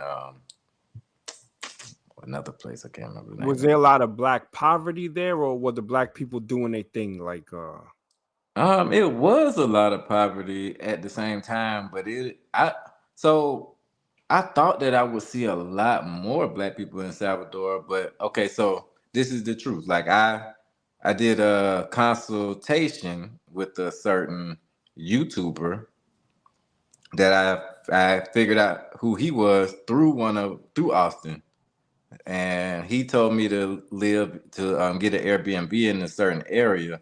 But once I got there, he cut communication. Like he was like, "Yeah, man, when you get here, just because I was still in DR when I did the consultation with him." So he was like, "Yeah, when you get here, just hit me up. You see, we could talk, we chop it up, blah blah blah." So he was making it seem like he was cool, but then when I got there, he ghosted me kind of, and I felt like I was harassing him just even asking any questions. So I mean, to me, it seems like what they were saying. They selling dreams. They not really trying to help you or none of that shit. Like, if somebody give me $100 for a consultation to talk for a few minutes, you know what I'm saying? I'm a look out when you pull up. But absolutely, there should be some follow up, like just on the strength. Like, yo, you patronize me. Let me make sure you Right. have the best experience. That's crazy. Yeah, When I started testimonials, traveling, there was everything, man. no consultations. You just had Yeah. to go. They had like Lonely Planet books. I think it was Lonely Planet or something like that. But I just like the adventure. Just hit the ground, boom, try to figure it out. yeah. But you should have as much information as you can. That's kind of what I did when I went to DR, and it turned out better. But DR has a different aspect because of the Haitians there. The Haitians really helped me Mhm. out a lot. Once I met them and they could, show me around and translate a little bit better for me, that really opened up DR for me. So thinking of that kind of thing and with all the crime that they were saying, so I was just like, yeah, let me talk to somebody that's already there, a black man from the United States that's there, that's an actual passport guy that's got a girlfriend. He got what I'm saying, it seemed like he got it going on, but like I said, it didn't turn out the same when I landed though. So I was like, well, damn. So the I Haitians rode around were by helping myself. you. I did go around by myself though. I rented a car. I drove up the coast and went different places, but it was the colorism thing is tough out there, bro. Like you'll see the black people working and stuff like that. Even one of the black ladies I met from America, she was telling me like people are looking at us crazy because they never see a black man moving around the way you moving around. So it's hard to I don't know. It's real tough out there. Where is this? That was in DR. Salvador. In Salvador. What? Man, it's tough. It's So they tough out expect there. us to still be like singing Negro spirituals, hunched over. Pretty much. Shit. It's tough. God What I damn. missed. It's tough. Like, I'm not going to say that that's the whole experience because I didn't stay long enough to figure out more. But I was kind of disgusted at a lot of the stuff, bro. A lot of the ways they look at black men. A lot of the black men that I actually saw were doing the LGBTQ thing, when a lot of the women that I saw were with, like you said, the lighter skin, straight curly hair type of guys. So it wasn't encouraging for me to try to learn more. Like in DR, I was like, oh, I need to learn more about the culture. I need to learn more and more and more. But once I got there and I was learning, I was learning the slang and learning the words, and then I was like, yeah, I don't like this shit. I got to go. So that's just me personally, though. No, I'm laughing at player with a Oh, passport's comment in Morgan Freeman's voice. yeah, it was tough. It's tough. It's tough on the black man out there, bro. Like, it's disgusting. The reason why I swore off the Dominican Republic and said I'll never go is because of some videos that I saw maybe 8 years ago of them banging on Haitians like hard body. Like I said, nah, I can't support that. You know what I'm saying? I don't know what your experience was, but I think it was good. You had a positive experience there, right? Yeah, but I do know what you mean because I did notice a lot of things, but like I just said, like my experience in Salvador was a lot worse, so it kind of made DR look a lot better in my Oh, eyes. gotcha. Yeah. Like I saw a lot of Haitians working their ass off while but to me, I think the Haitians are what makes DR great. It makes DR great to me. Because they speak French, Creole, Spanish, English. They really are that joining thing to make the tourism bust out there. Like, because you had to depend on just Dominican people. Most of them only speak Spanish. Well, Right. I had been learning Spanish for 3 months, but it's Duolingo. But so when I showed up, I know words, but I'm not fluent. So it's good to have somebody with you that can show you around, make sure you're safe. You know what I'm saying? That's unmatched, and you can see the Haitian people working their butts off. It kind of reminds me of here a lot of times, maybe way back in the day, where a lot of them have to take jobs where they cleaning people's houses and massaging people on the beach. But we black people, we don't mind working. If you can get a Nope. job and stack it up and make it happen, you know what I mean? I don't hold nothing against it. Like I got something against people that don't want to fucking work. They just want to go hang out and party all day and think that you're supposed to just throw your money at them. That's the sad people that I'm sad for them. Yo, I've seen Haitians in different parts of the Caribbean. I've seen Haitians, grew up with Haitians in Flatbush, Brooklyn. And I don't want to generalize anyone negative or positively, but my personal experience with Haitians is that they're hardworking people, respectable ass people. You know what Right. I'm saying? There was one I used to do my yard work, and he would always quote me this really low price. So I'd accept the price and then pay him double. You know what I'm saying? Because he worked his ass off, and he was just very, appreciative of the tip that he got. And I just always said, I fuck with their spirit. You know what I'm saying? Their spirit of resilience and stuff like that. So shout out to the Haitians. Shout out to all my Haitian peoples. You know what I'm saying? Yeah. But y'all, I'm out of here, y'all. I gotta go get this chicken, man. You heard? Hey, Shit, salute the man. name About Easy, this man. chicken, about this fight here in a minute. Oh yeah. Is it on yet? Nah, there's another undercard, young Mexican Wait, kid. Nat, giving me fight. when you supposed to be fighting?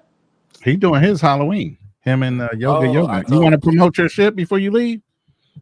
Nope. He said nope. All right, brothers. I'ma holler at y'all. All right, bro. Take it easy, All right. bro. That is funny, man. I appreciate Nope. you. So, Uncle Gunn say El Salvador and Bolivia, two countries whose constitution written on the etch a sketch. Man, Oh you shit. gotta explain that. Not etch a sketch. I know That's he some know what shit he's right talking there. about though. That's why I'm like, wait a Oh, minute. Uncle Guns always knows what you're talking about. He gonna say something.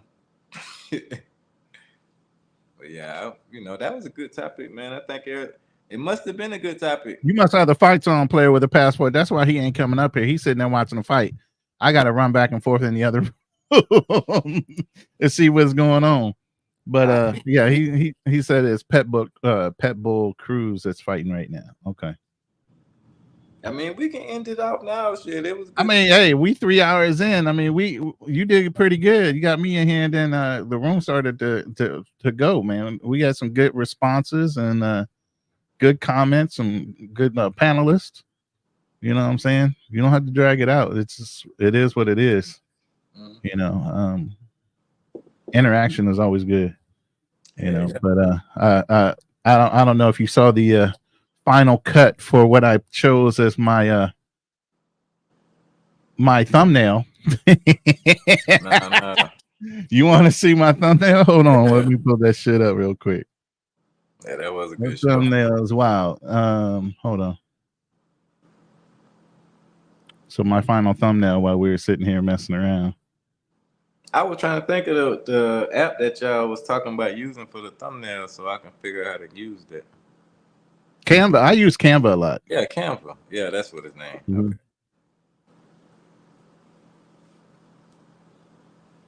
Hold on, I'm gonna share the screen real quick, and you can see what I use for my thumbnail.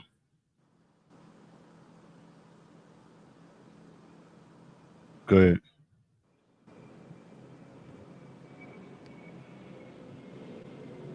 Damn, that's fire. And you did that just sitting there?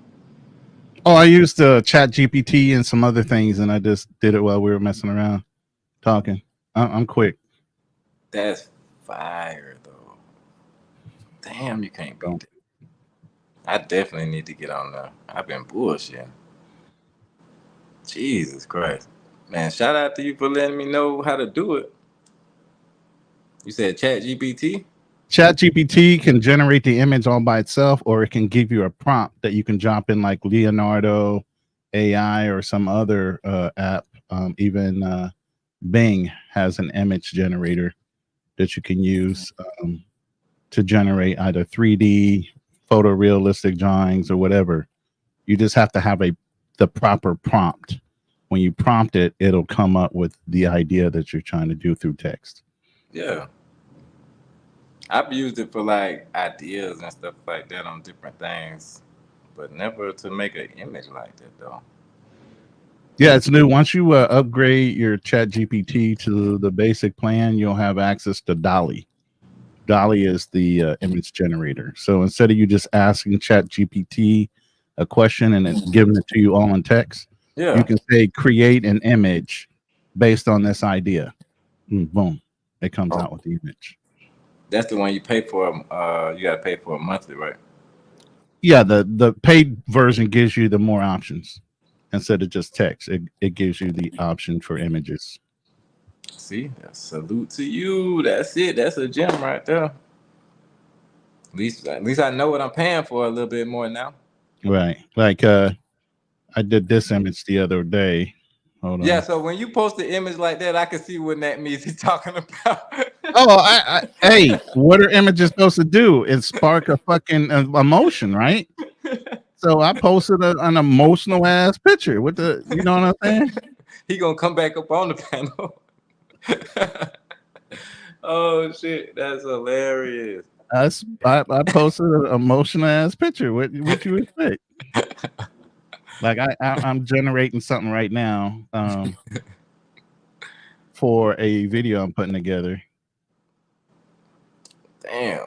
Yeah, that was a little tough.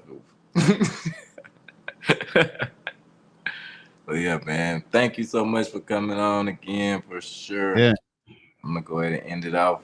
Hold on, I'm gonna show you this image that I did just by asking it to generate something for CMOS. I'm gonna do a video on CMOS that I'm marketing. Go ahead and share the screen again.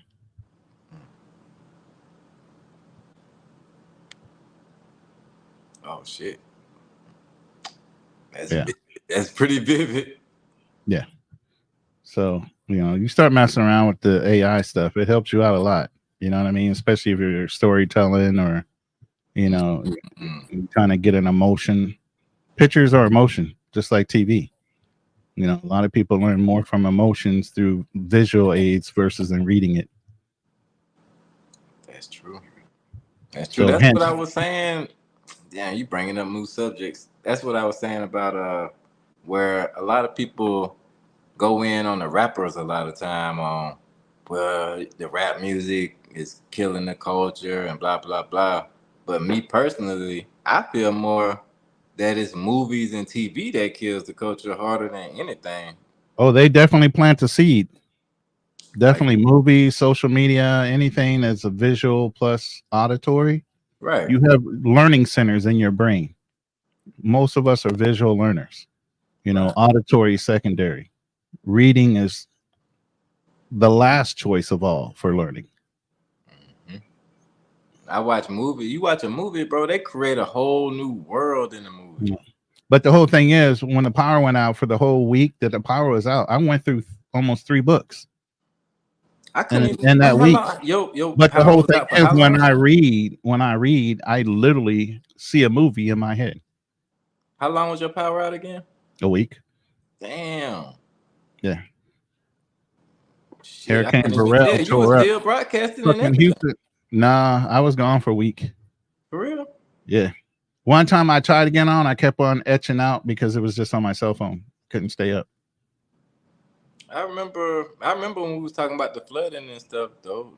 Yeah, that was a little north of me. We just had the tree branches hitting transformers and power lines. So that's how we lost power where I'm at.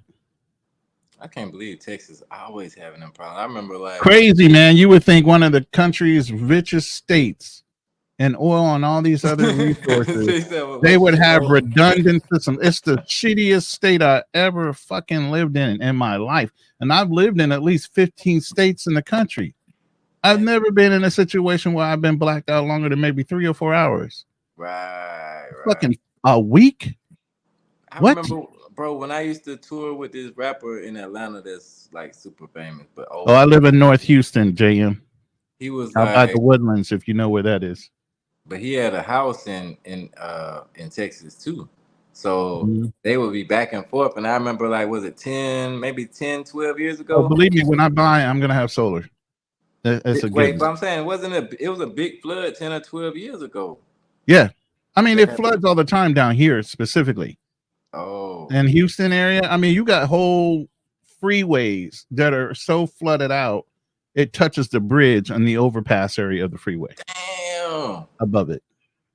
They do not have proper drainage because they live in marshlands in certain parts by Galveston and northern or southern Houston area. You're literally driving through marshland on some of those freeways, and they didn't set up the drainage properly because they're already sub fucking water table levels. I think where they you were draining showing, water to. Was it Slim Thug? They were showing Slim Thug house, and it was down there underwater. Possibly, just depends on what part of Houston he was in.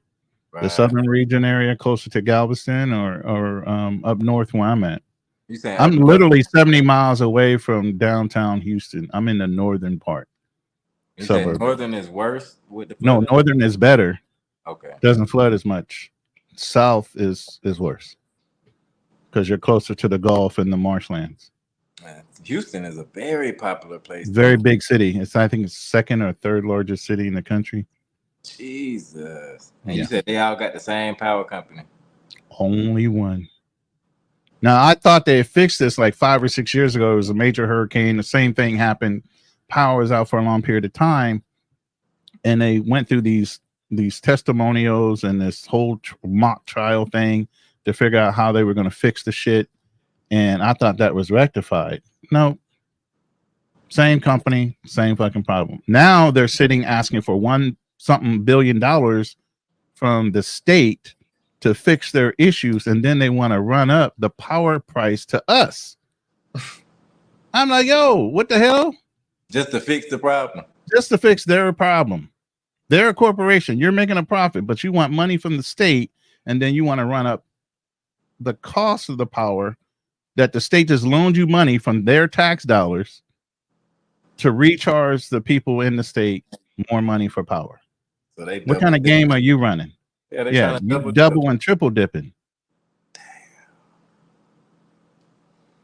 Well, that's another reason to explore your options. You're right about that. Solar has a limitation on a lot of their panels where the panel can actually produce more energy, but they put limiters on the panel to stop you from getting so many amps off of it per panel, where it can actually give you more voltage per panel, thereby giving you more energy. So they have limiters put on the solar panel. So yeah, that's a game in itself. Uncle Guns, you're right. What? Yeah, go and research how much panels should be generating for energy, and then look at the output of the panel that is actually giving you. Is The that panel because has the capability of actually giving you way more energy, I mean, is it a and they reason put for that? limiters on it. I'm sure you can retrofit it with something if you're smart enough. I haven't dug too deep into it. I've just been watching other shows where people have been using solar panel and have been making that point. So I would look into how to modify the panels myself, because the industry is not going to allow you to do it. And obviously you're going to avoid the warranty, but who gives a fuck? That's a good idea. Like, I'm looking at property overseas right now. Government is actually literally giving you solar panels for some kind of rate for something. I don't know what program it is. I see it all the time. I haven't looked into that either. But if the government will give it to you, who cares if you modify it and avoid the warranty to get a better performance off the panel? That's a Right. lot of things that people do. They try to put limiters. Like here in I was on Google Fiber in Kansas City, Missouri. 1,000 up, 1,000 down. Just depend on your fucking machine, how fast you were going to get it, right? Here, it's 1,000 up, 30 down. I'm sorry, 1,000 down, only 30 up. And you know, if you're a streamer, you need the upload speed more than you need download speed, Right. especially as a YouTuber. Right. You know, so I'm like, what the fuck is going on? Why you put a limiter on your fucking boxes so that you can't get the highest performance on upload like you can on download? They can't give you an answer, straight answer here on why they put limiters on their fucking boxes. But if you're getting 1,000 down, you have the full capability of getting 1,000 up. It's only Right. relying upon your equipment, but they actually limit their routers to only allow you to get 30 megabytes up. I'm So getting 40. I did something to circumvent the system where I'm getting like 45, 50 and damn near 900 down. shit. But Here, I can't most remember people what I'm aren't even getting it. but I had to pay more. Like, at first, I was paying like $50 a month. Now I'm paying like $84 a month. Just Yeah, to, it's all to get you to upgrade your plan that's some bullshit. on the games they play. Even when you buy a cable box or a cable router, you shouldn't buy the cable company's router. You should go get your own. Go get a Motorola router. That way you don't have their limiters built into it. You can set your own parameters and you just set it to have permissions through their service. Now that's some game right there. I'm thinking about like overseas how I'm gonna try to do my new place whenever I Well, find. everything I got right now is portable. It's all hand size. The router, my PC, everything, my sound card, that I hook my. So I want everything to where it can fit in a carry-on, and it can go with me anywhere I go, so I can broadcast. My camera's a GoPro, which is web enabled. So everything is basically I can slap it in a carry-on bag, take it on the plane with me. I don't have to worry about losing it in underneath the plane or getting damaged. But say you go to El Salvador or Bolivia with it. How does that actually work? Like, well, I have a separate router that has a VPN built into it. So you know how you have the hotel internet?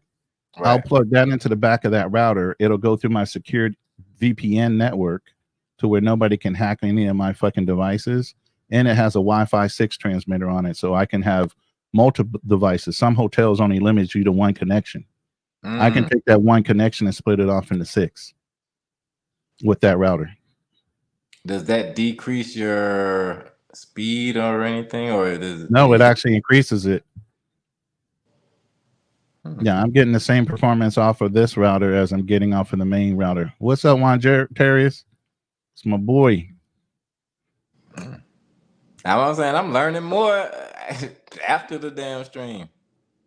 I like learning about new shit, man. I need that info. Hold on 1 second. I'll show you the box of the router that I'm talking about. It has a built-in VPN that you can take with you. It's hand size. You know, these foreign countries a lot of times don't have all the things you need, especially the type of speed that you need.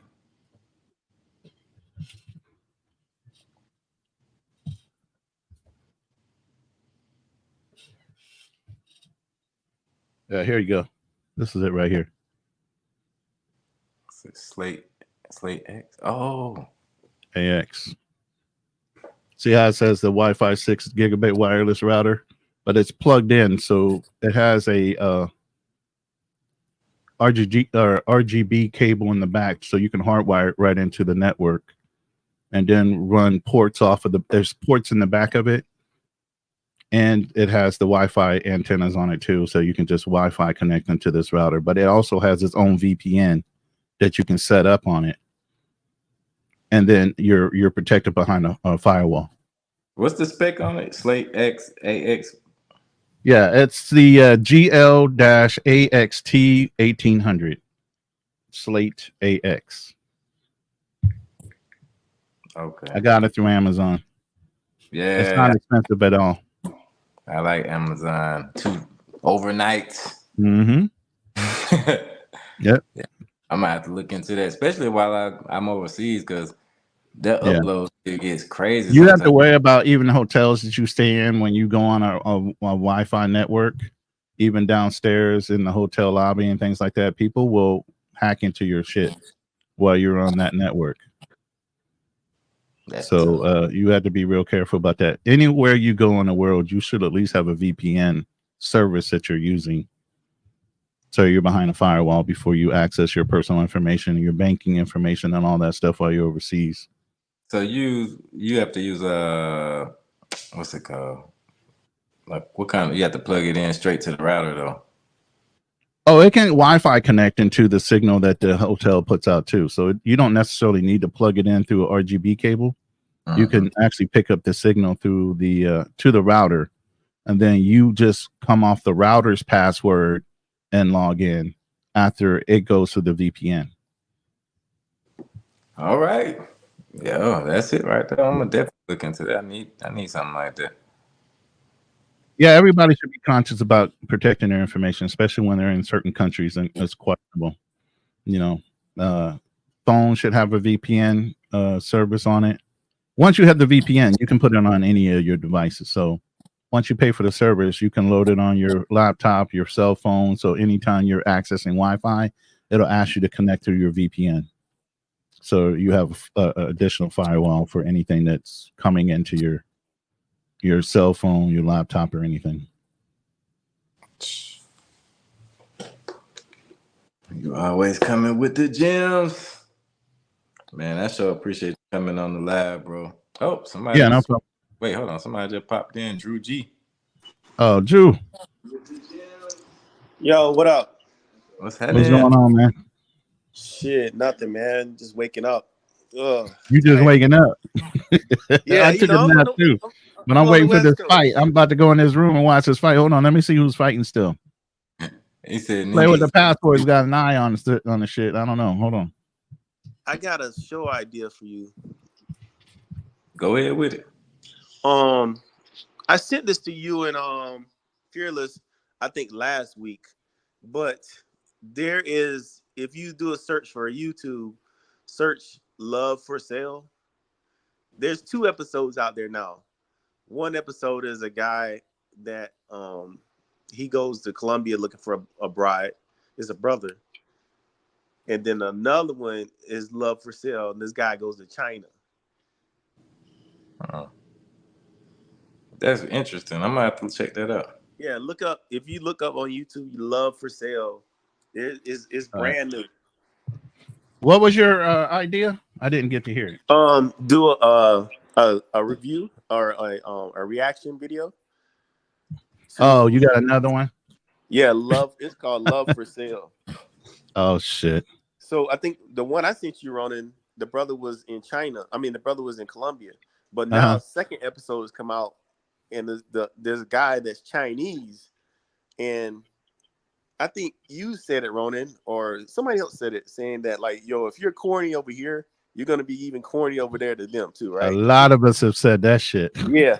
Watch the Chinese version, because the dude. The guy is really corny. I'm like, man, he's just scaring off the girls. And yeah, you can be uncomfortably corny. Yeah, it's just so uncomfortable. People just trying to get away from you. Drop it in the back chat, and I'll grab the link and take a look at it later. Okay, hold on. All right. I definitely like doing reactions. When I try to upload reactions on my channel, sometimes my sound get fucked up.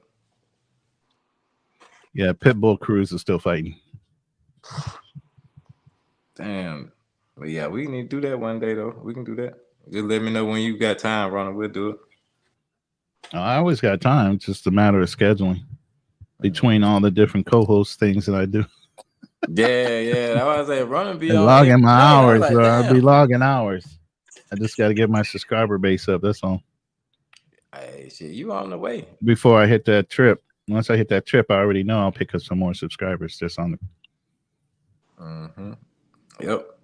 That's why I said, like, I was surprised that when Floyd let me on, he was like, don't show your wee wee.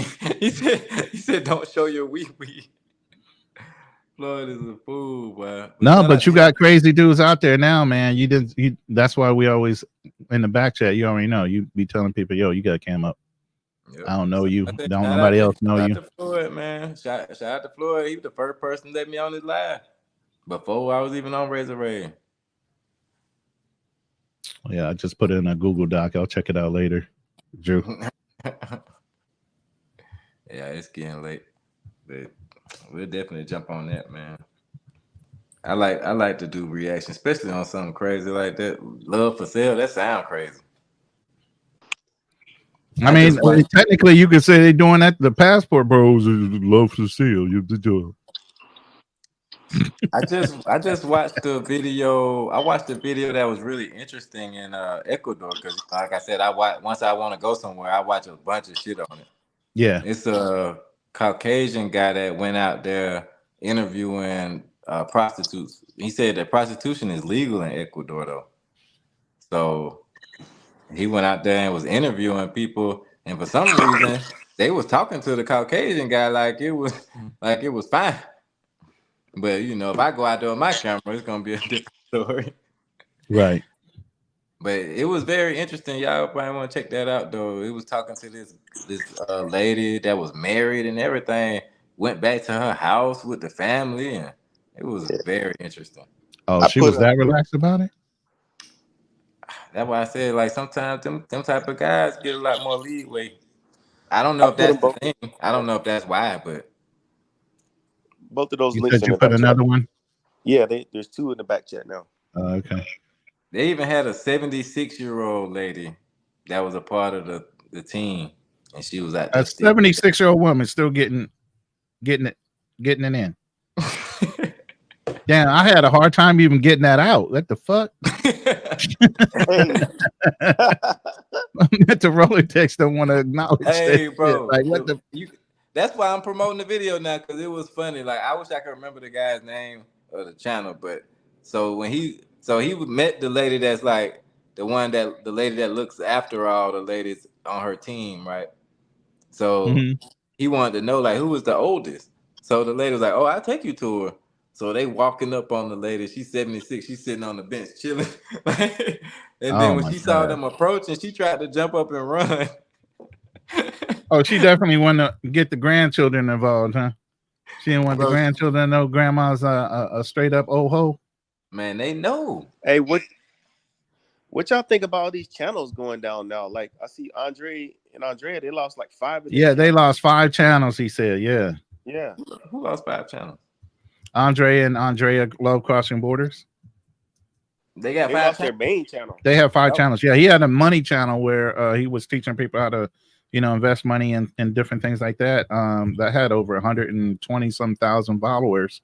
He just lost every one of them, based on the fact that they were all tied on AdSense to emails that he should have had separate emails for each AdSense channel. channel. Yep. So there were some mistakes he made, but he's letting everybody else know not to send him any money. Just do PayPal and Cash Apps for right now, because anything you send through super chats is going to be kept by YouTube in Yeah. August. Yeah. Damn. I Like, think they're going back. I think they're going back through people's old content, They are doing that as well. Yes. and that's how they're getting them. Like, yo, what you said back then, yeah, it was legal before, but now it's illegal, and we're taking your channel. It's like, oh man, that's fucked up. what? So he still got the Love Crossing Borders channel going. Yeah, that works Well, too. Uncle he, Guns, he streams private it through networks. Andrea's channel. He said he was going like a back door. Mhm. He could still like StreamYard it through Andrea's channel, and that's how he Mhm. was able to stream it last night. Oh, that's crazy. I know he did a lot of work Yeah, to get that channel to where it's at. Yeah. man, a lot of people, man. But what I'm doing as well, when I start going lives on my own panels, I'll simul stream to Rumble and YouTube at the same time. If I get a YouTube strike or something about copyright, I'll advise people to go to my Rumble channel to see the full video, and I'll chop up the YouTube one so I don't get any copyright strikes on that one. So if you want to see the untouched version of it, you can go to the Rumble channel. If you see the touched version and say, hey, what's happened to the original? Go to Rumble and go watch it. That way I don't have to worry about getting demonetized. Once I get monetized. Like I think was it Solo Traveler ORD lost his, so I seen him over on Rumble now. Yeah, I was telling him the same thing. I'm on his. I'm in a content creator group with him. I ain't never even heard of half these websites. Yep. Damn. What's up, D Ward? Uncle Guns know everything, man. He is. Uncle Guns been around forever, bro. You don't understand. That's an old school guy. He used to be up on panels all the time. He's helped write a lot of the old Manosphere stuff. Wow. He's an OG. I don't know nothing, man. He's an OG.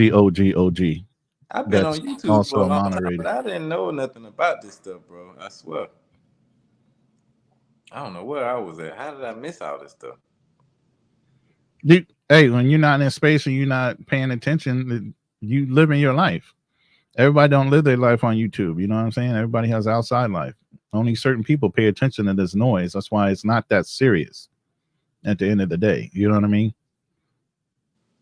Just because you're getting harassed on YouTube don't mean the whole fucking world knows your business. They don't. They don't even care to fucking know. I mean, I had channels, but you know, everything I was doing was more through music. So I guess it was just different spaces. Yeah. That made sense. Yeah. But that space was all, the whole thing is when you were in that space was your world. Yeah. You get what I'm saying? Yeah. And you lived in that bubble. You come out that bubble, you realize, oh, there's a whole bunch of fucking bubbles. You just jump from one bubble to another. Same thing in life. That's why I was like, wait a minute. We ain't gonna be talking about everybody. I don't want to get everybody that's coming with the smoke for me. Right. The playback always comes back to you, not the person on the panel. Yeah, no, like, wait a minute now. That's why I made disclaimers for everybody's panels that I sit on. So you hear that verbal panel that comes up of the views and everything that are discussed by the people on the panel are not necessarily the views of the host. Thank you. Or it's sponsors, just in case you get sponsored later. They can't be held accountable for somebody else's views. So I made sure it was not only the host, but any sponsors that might sponsor that host in the future. That's what I'm saying. I don't want to censor guys, but at the same time, it's like you come in the door like I could be doing a panel tomorrow and you not on it, Ronan, and they coming up, Ronan, blah, blah, blah, blah, blah. I'm like, wait a minute. Don't be talking about Ronan like that on my show. Then I gotta have Ronan on here again. Then you're gonna be like, damn, Marco. Throw the bat flag and put the bat spotlight up. I'll come around. You just let them talk shit about me last night. Shit. Between me and Fearless, we get talk like a dog on the Zed's channel. Man, you know, we're fucking black women haters and all that shit, and we still let Zed on the panel, everything. So it's no big deal. It is what it is, man. I don't take this shit personal. Right. My life and this life is totally different. I mean, yeah, gotta keep the two separate. That's true, but still, you don't want nobody shit talking you though. You don't want to turn your TV on and somebody like, Drew G. And when they can affect my paycheck, then I'll worry about it. If they can't affect my paycheck, I ain't worried about shit. You're right. I would be surprised. Like, and by the way, I work for myself, so you still can't fuck with my paycheck. You can't call a boss or anything. I've been my own boss for almost 15, 20 years now. Hey man, cheers to that. Cheers to that shit. That's the shit. No, I'm serious. Like, for real. You know, I've been an independent for a long time, man. That's I've been watching. I've been watching some channels. I didn't know that Far and Chocolate Man had broken up. Mm-hmm. He ain't about 3 weeks ago. Oh wow. Mm-hmm. I mean, I knew Yeah, I something was found kind out of about going it too. crooked when he moved into a van in California. They were still together when he came back, supposedly. Maybe that was maybe him saying they were together, but they were trying to give it a second shot. I don't know. But soon after he got back to Thailand, all of a sudden, within a month, they're broken up. Yeah. I mean, especially with how messy the people are, been, especially over there. I don't know how messy they are, but I can kind of see. It can, yeah. Some of these dudes are messy as fuck, bro. I'm Well, sure yeah. some guys. Yeah, You turn your head for 1 second, they all up in the back trying to chat up your girl. Oh, I'm sure. Yeah, I'm sure. I mean, she ain't look And he like was a gone. nun. And he was gone for like what? How many months? Not like she was my type. She was way too lean for me. You know what I'm saying? But Yeah. I feel like he was gone for like 6 some months. dudes would just do it just for the fact that you're his girl, That and no other reason. Well, I mean, Just that's to say they basically what dotted her too. that's basically what you call it did to what's that Go Game of abroad. Thrones. Yeah. Tom Young Chung Yeah. rented out his chick and put her on YouTube. Yeah. Yeah, I remember that.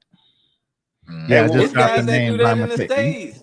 It's Yeah, people do of that course. shit in Yo, the States. what's really crazy is that Flight Madness, he didn't even know the girl, and then she ran And up he on had him on him the video. Yeah. and she was on the video. He was like, I don't even know this chick. Like, she just ran up on me. I I saw was that. like, wow. She good at marketing herself. I can give her that. Goddamn. She ain't scared of being on the camera. No. She ain't got no shame. Well, imagine what she's probably done, though. Yeah, I'm not even going there. Unfortunately, I don't. Your Yeah. choice is your choice. I'm happy for you. Yeah, Right, that's what I right. tell them. Like, all them guys, that's your girl. That's your girl. I'm happy that you guys are Yeah, happy. you prepared yourself to live and die on that vine, whichever way it falls. You already know Yep. what's going to happen.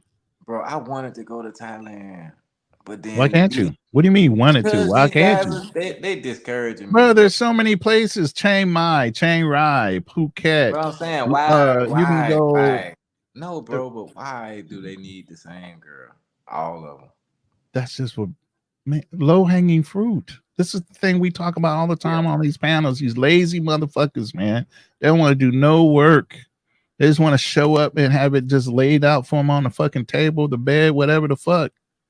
Yeah. They even look at dudes like, yo, when you leave, can I have a turn? Yeah. Nigga, what? You don't want to get your own? You want to follow up behind me? Yeah. Damn. Yeah. What? I It's a heard brother. QB Flexen said the same thing. Yeah. Yeah. It's a I brother think it's that's from Atlanta that's out there.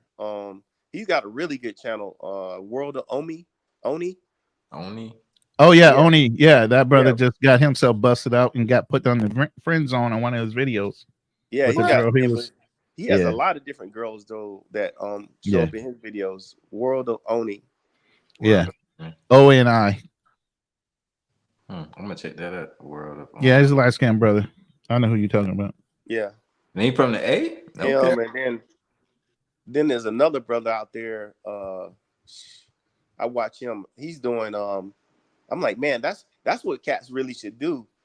He's What's that? doing what is it called? Oh man, it's a job for like college graduates, and they go work in these third world countries for a little while. Peace Corps. Interning? Oh, Peace Corps. Okay. Yeah, I don't know that one. Yeah, his name is Low LO2 THE, like low to the max. And he does, like, he's got a beautiful girlfriend, but he actually speaks some Thai. He speaks a lot of Thai, but he lives with like a Thai family, and I guess they live out somewhere in the rural area of Thailand. But like I said, I think he does. So he got a real girlfriend then. Yeah. Mm-hmm. Yeah. That's dope. Yeah, she's cute.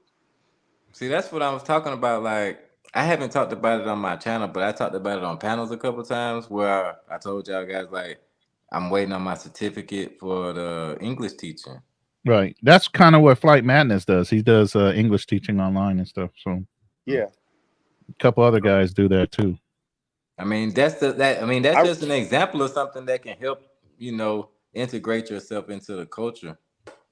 Yeah. Yeah. I rock with Flight Madness. I like his content, but When he was talking about eating pros box, I was like, oh man, come on, bro. What? Shut the door, man. Ain't Bruh. nobody said that, man. Shut up. Yeah. Yeah, he did. Yeah, he did. He said that on Yeah, he YouTube. did. Yeah, You lying? I'm No, not bro. lying. I'm not lying. He's He not said that lying. I on heard live. it. I heard that conversation. Yeah, he said that, bro. And I was like, man, you kidding? You just said that on YouTube? Yeah.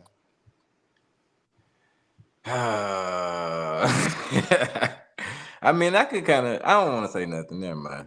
Hell to the no. You don't eat no damn. No, I'm saying I was gonna make a comment about him. That's why I said I don't want to talk about nobody personally, but he doesn't seem like the type of guy Yeah. I can relate to that much. He seemed like a smart dude.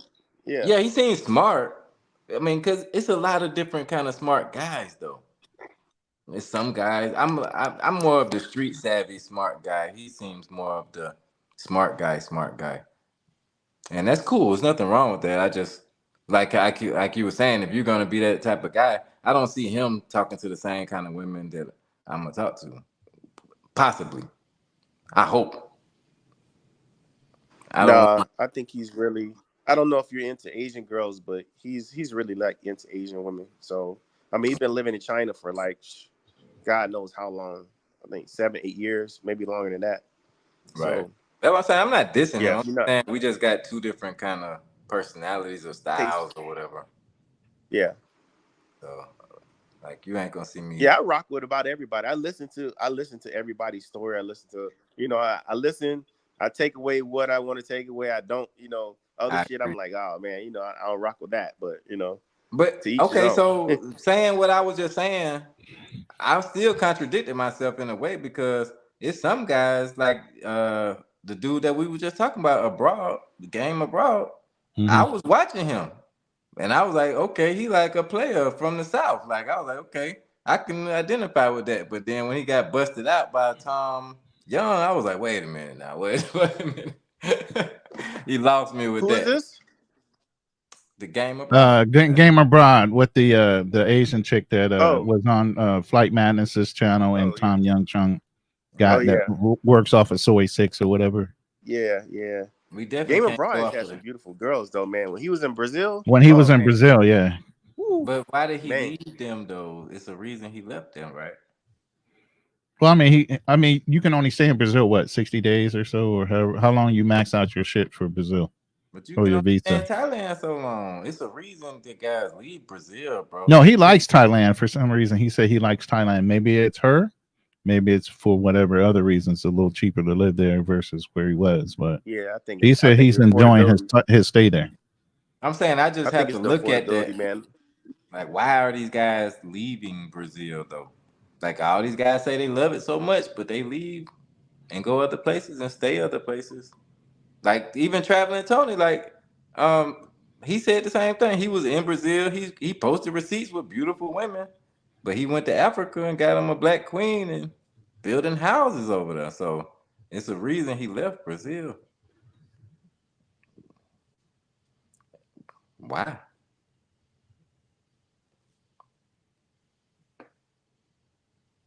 Yep. I was just saying, I don't know why. I want to know why. I'd rather know than just be like, well, because you can't stay in Thailand long. You can't. You got to do the visa run and stuff like that, don't you? Yeah, or you leave. I mean, Yeah. he can leave and fly away for like a few days, go to Philippines or something like that, and come back. Yep. Maybe it's the prices. It might be just cheaper because it is cheap to live in Thailand versus probably like Rio. Rio is super expensive. Like when I look at the Airbnbs out there, it's super expensive compared to like Thailand Oh, prices. So that might be the main reason. It might not be the women. So I don't want to jump to conclusions. yeah, I've been seeing even a lot of stuff on Bali. Like, there's this guy, Anti-Profit, and sometimes he's like, "Man, I'm telling you guys, you need to move to Bali because it's like for under $100,000, you can almost have a mansion out there." Mm. Yeah. And you can own And it. I was looking at some property in the Philippines, man. That's 7 million, which is I think 70 to 100K. It's a fucking mansion. In the Philippines? Yeah. I'm So, talking vaulted ceilings 30 foot high, spiral but, staircases, oh yeah, you about to be married, multiple though, so you bedrooms. buy whatever you want. Why you say it like that, twisting your head? You can buy Yeah, whatever because I you was want. thinking You can like, buy you whatever you can't buy. want. You can buy whatever you want. Yeah, you can't buy shit by yourself out there though. That's the problem for me. And you could buy a condo though. I mean, I could buy a condo. Yeah, you can buy property. The whole thing is you can buy. You can't own the land, but you can own the house. So there's a way where you can have somebody own the land for you and have a lease agreement for 99 years or so or whatever, and then own the actual house that the land has on it. You I know what was I'm saying? listening So to there's somebody. ways around that legally that you can actually have some say on what goes on. I forget with the what property. somebody was saying one day about owning condos and stuff. Just whatever country you own them in, just look at the like their maintenance. Like, do they have a maintenance agreement? Is the maintenance being performed at those condos? Right. Because some of the places, you go to, you're like, oh man, the condos are cheap, but then you But find you out got that separate maintenance contracts. Yeah. they don't have any maintenance. Like, something break down, it's broken. Mm, Elevators broken, you know, just it just kind of falls all on the tenants. There ain't no agreement in place. They look nice. that's tough. That's tough when you Yeah. put it that way. Yeah, that's the whole thing, man. When we go in the places or these countries with American mindset that, okay, we think, okay, customer service, there should be somebody I should talk to, and there should be somebody that's going to make it right. Well, a lot of these countries, there isn't. You may not find some type of customer service or some type of somebody that you can, complain to. And if you do complain, are they going to make a change to it? Right. True G, do you where all do you travel to? I don't think I really got a chance to talk to you before. Bruh, I'm mostly between Hawaii and Las Vegas, but I've been to Oh, okay. I remember. Spain. Yeah, I've been to Spain. My last You got trip was family in Hawaii? What takes you out there? Your job? no, I got a kid out there. Oh, okay. Yeah, Yeah, thank God I was married when I was there, so I didn't have to worry about yeah, that part. yeah. I got a kid out there, but I My got property youngest out there son too. was born there, though. My youngest son was born in Hawaii. Wow. Yeah, I got property out there too. Got a Wow. house, a I duplex. know that's lucrative. Yeah, it actually makes good money, man. Mhm. Renting is big out there. But my last trip I took was went to the Maldives, and that was dope. Yeah, That I was want to super test dope. that. I want to try that out. Once I get to the Philippines and get settled in, all those islands, Maldives, Bali, all that. I'm ripping through all those Yeah. with And I the spent wife, a lot of time in Spain with too. the wifey. You know what I'm saying? Yeah. Spain, Europe, been to England, Amsterdam, Holland, Belgium. Yeah. All I of was just those. telling somebody I want to do the Mediterranean cruise through Virgin Voyages, Yeah. but you fly into Spain. Mm-hmm. So I'm going to fly into Spain, catch the Virgin Voyages cruise, and go through the Mediterranean that way. Oh, okay, that's what's up. So you get multiple ports for the cruise, but I'm going to take her with me. So then you get that aspect of it too. You know what I'm saying? Yeah. So I got all these ideas because, like I said, America's the hardest place to fly out of in order to participate in a lot of things. You go to Southeast Asia or someplace like that, it's easier to get places. You know what I'm saying? You're not lying, man. Because I know when I went Maldives, bro, it was like we had to fly from Hawaii to Los Angeles, from Los Angeles to Turkey to Maldives. Man, it was the longest. It was like 30 some hours, bro. Yeah. How many layovers and how long each layover? One layover was like a whole day, so we stayed in Turkey for a whole day. Damn. Which is kind of cool because Turkey, it seems like their airport, they have already, well, they already have it. They have a hotel in the airport.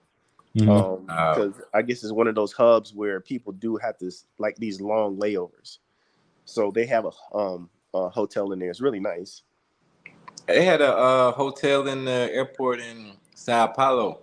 Well, I was stuck in the airport for like 22 hours. And then I finally seen the hotel on like my 18th hour. I was like, shit, why they didn't tell me about the hotel? Yeah, nobody gonna tell you, man. That's that. Those things. Like when you get more, you put in more travel, you're gonna look for stuff like, especially you see a long layover, you're like, man, is there a Did you, hotel nearby? Mm-hmm. Style King? Did you see the comment that D Ward put out about CELTA program? Yeah, I Okay, highlighted okay, it. I just didn't want to cut y'all okay. off. Because I know that's something you're into, so I don't know. I mean, you know, I already paid for my class. I'm doing. I think the one I'm doing is international something. It's so many different companies that sell the program, Mm-hmm. but I think I kind of cheat my way out of it. Have you But guys been to New Orleans yet? no. I've never been there. I'm going there on Monday, man, for a few days for conference, and I'm like, man, that's kind of dope place too. Really? Yeah, New Orleans, Louisiana. I mean, I'm in Atlanta, so I meet a lot of Louisiana people. I never wanted to go really, but I you never know, did too. but So since you going, you know, might as well enjoy it. yeah, I'm gonna check it out, see what's up. I mean, I think that's the thing about traveling. Like I look at people, Uncle some John. some guys when they travel, I'm like, you don't really have to go far. You know, you can just like even I remember Razor for a while, he wasn't traveling. I was like, bro, the Canadian border is right there with New York. You can That's get a true. stamp, you know. Even Flint, DR. I was like, bro, you can go to Canada and go peek the scene up there for a little bit. Nah, they don't want to go to Canada. I mean, it'll be different for sure. Yeah, go All do right. something different. I went to Cruise bout is Biloxi. almost over. I was about to come on. I guess a cruise bout is almost over, so I don't know who's coming up next on the fight card, but Is it Crawford fighting tonight? yeah, that's why I'm waiting on Oh, Crawford okay. fight. Yo, Pitbull Cruz just got done with his bout. I think they're in the last round of his bout. So I met his uncle in Hawaii, man. His uncle works in Hawaii. mm-hmm. Yeah, I lived there for 2 years, like I said, so I loved it. Yeah, you know, my kids identified well in that culture, in that country. I mean, in that state. yeah. They look like little Hawaiian kids anyway. Hey, D So Ward, I see D Ward's comment about he wanted to live in Hawaii, but the education system down there is not great. Yeah, you're absolutely right, man. The education is not good there. You got to put your kid into a private school if you want Oh, to have any chance. damn. It's tough. Yeah, it's not great at all. They're behind, like, in certain areas of like STEM and stuff like that. You wanted to get like, most kids on the mainland are at least doing some type of STEM work, computer science type stuff. But over there, I really feel that they're training the kids. just to If you work on don't, the island yeah, service. yep, customer It's service kind of type like stuff. Vegas. You know how Vegas is. Yeah, All the surrounding suburb areas are all there to support the fucking strip. yeah, Kind of like yeah, that. yeah. They already have hospitality, but the thing Mm-hmm. about Vegas is, you got that option to leave and Right. go elsewhere. Whereas those kids, a lot of them, because They'll of never get off that island. yeah, they'll never leave, and that'll be what it is. I remember this guy. There's a guy that actually he lives in Vegas now. He said before I moved out there, he was like, "Man, you know how many times he's like, I haven't been to the beach in so long because I was working 2 jobs." He's like, I go from one job to the next job, and he said a lot of us don't ever get to go to the beach because we got to work. Yeah. Bro, I noticed that in DR. I'm like, damn, I'm trying to go to the beach every damn time I get a chance. And I'm like, you never go? Nah. Even the ones that ain't working still don't go. Or they wait till they find a foreigner. Yeah, That's treat. I I mean, did. for them, it's there every day. So I went to Biloxi, Mississippi though, right before I started traveling. So I went to the casinos down there, lost some money. So I'm good on that. what do you play? Mostly blackjack. I'm not a Mm. real gambler. I'm not into gambling. So Yeah. I do a little blackjack every now and again. But I did good. I went to Tampa for a vacation one time. And I did good in the casinos down there. So I was like, I'm going to try my luck in Biloxi.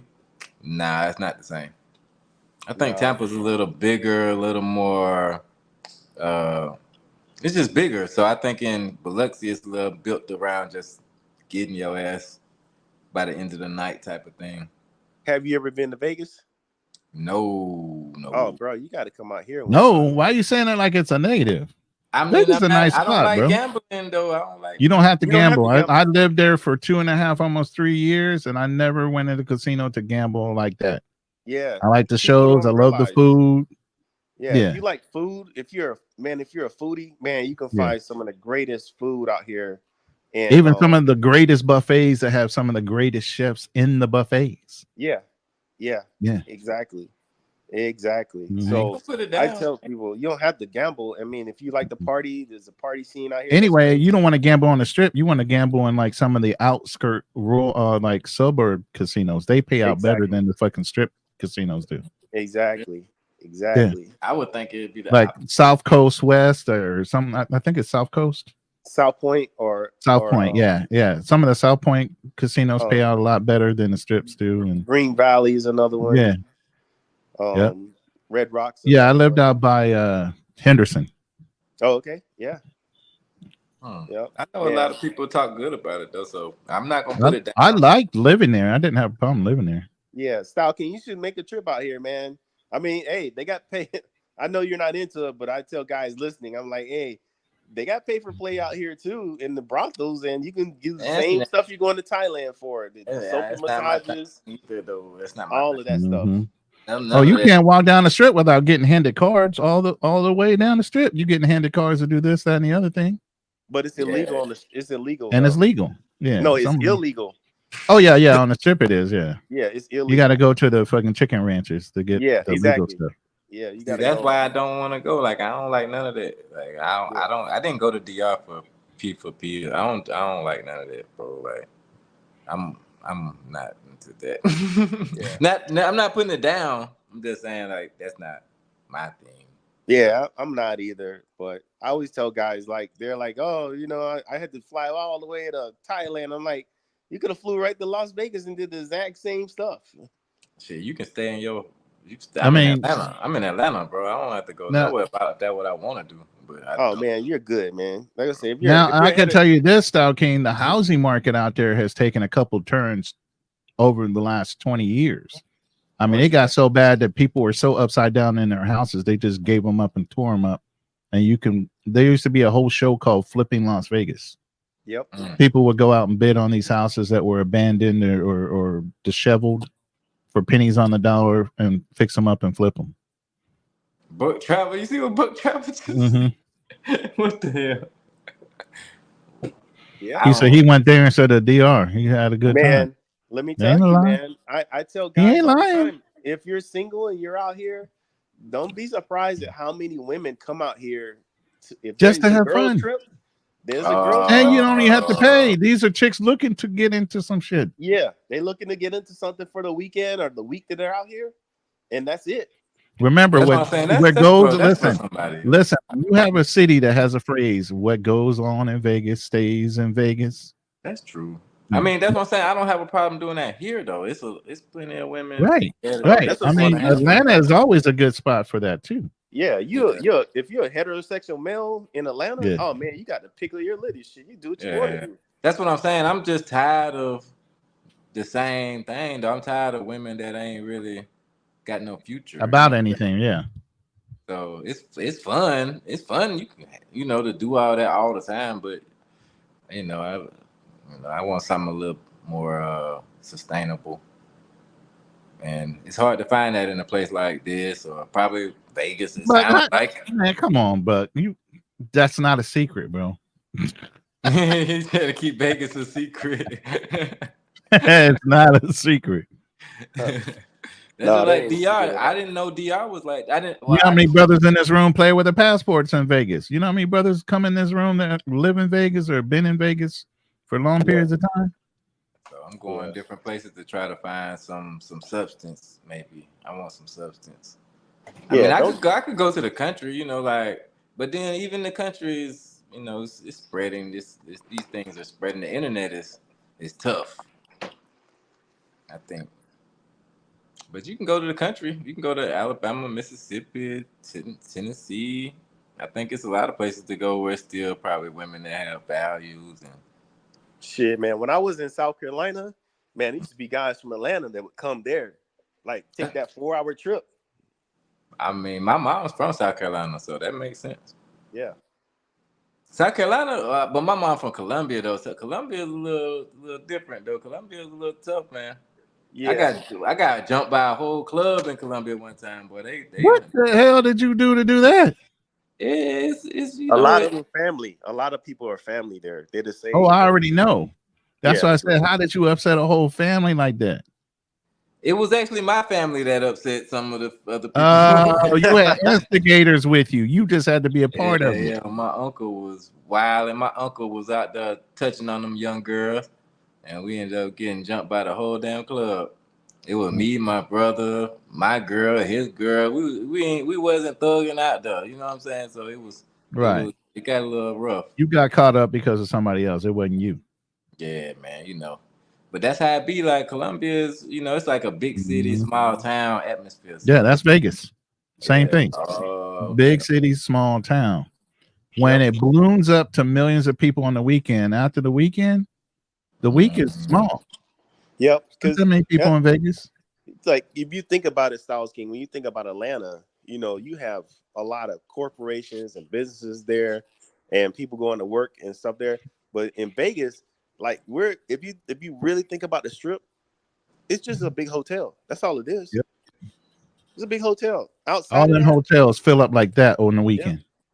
All when of they them. leave, I think it's worth a visit though. Y'all making me want to go check it out. Bro. Yeah, Branson, Missouri is another one. I live in Kansas City, Missouri. I know about Branson too. That's another big show pony country type of Vegas style place to go to. They have a lot of shows. Yeah, Branson, Missouri is like Vegas. They have a lot of shows and different things that go on there.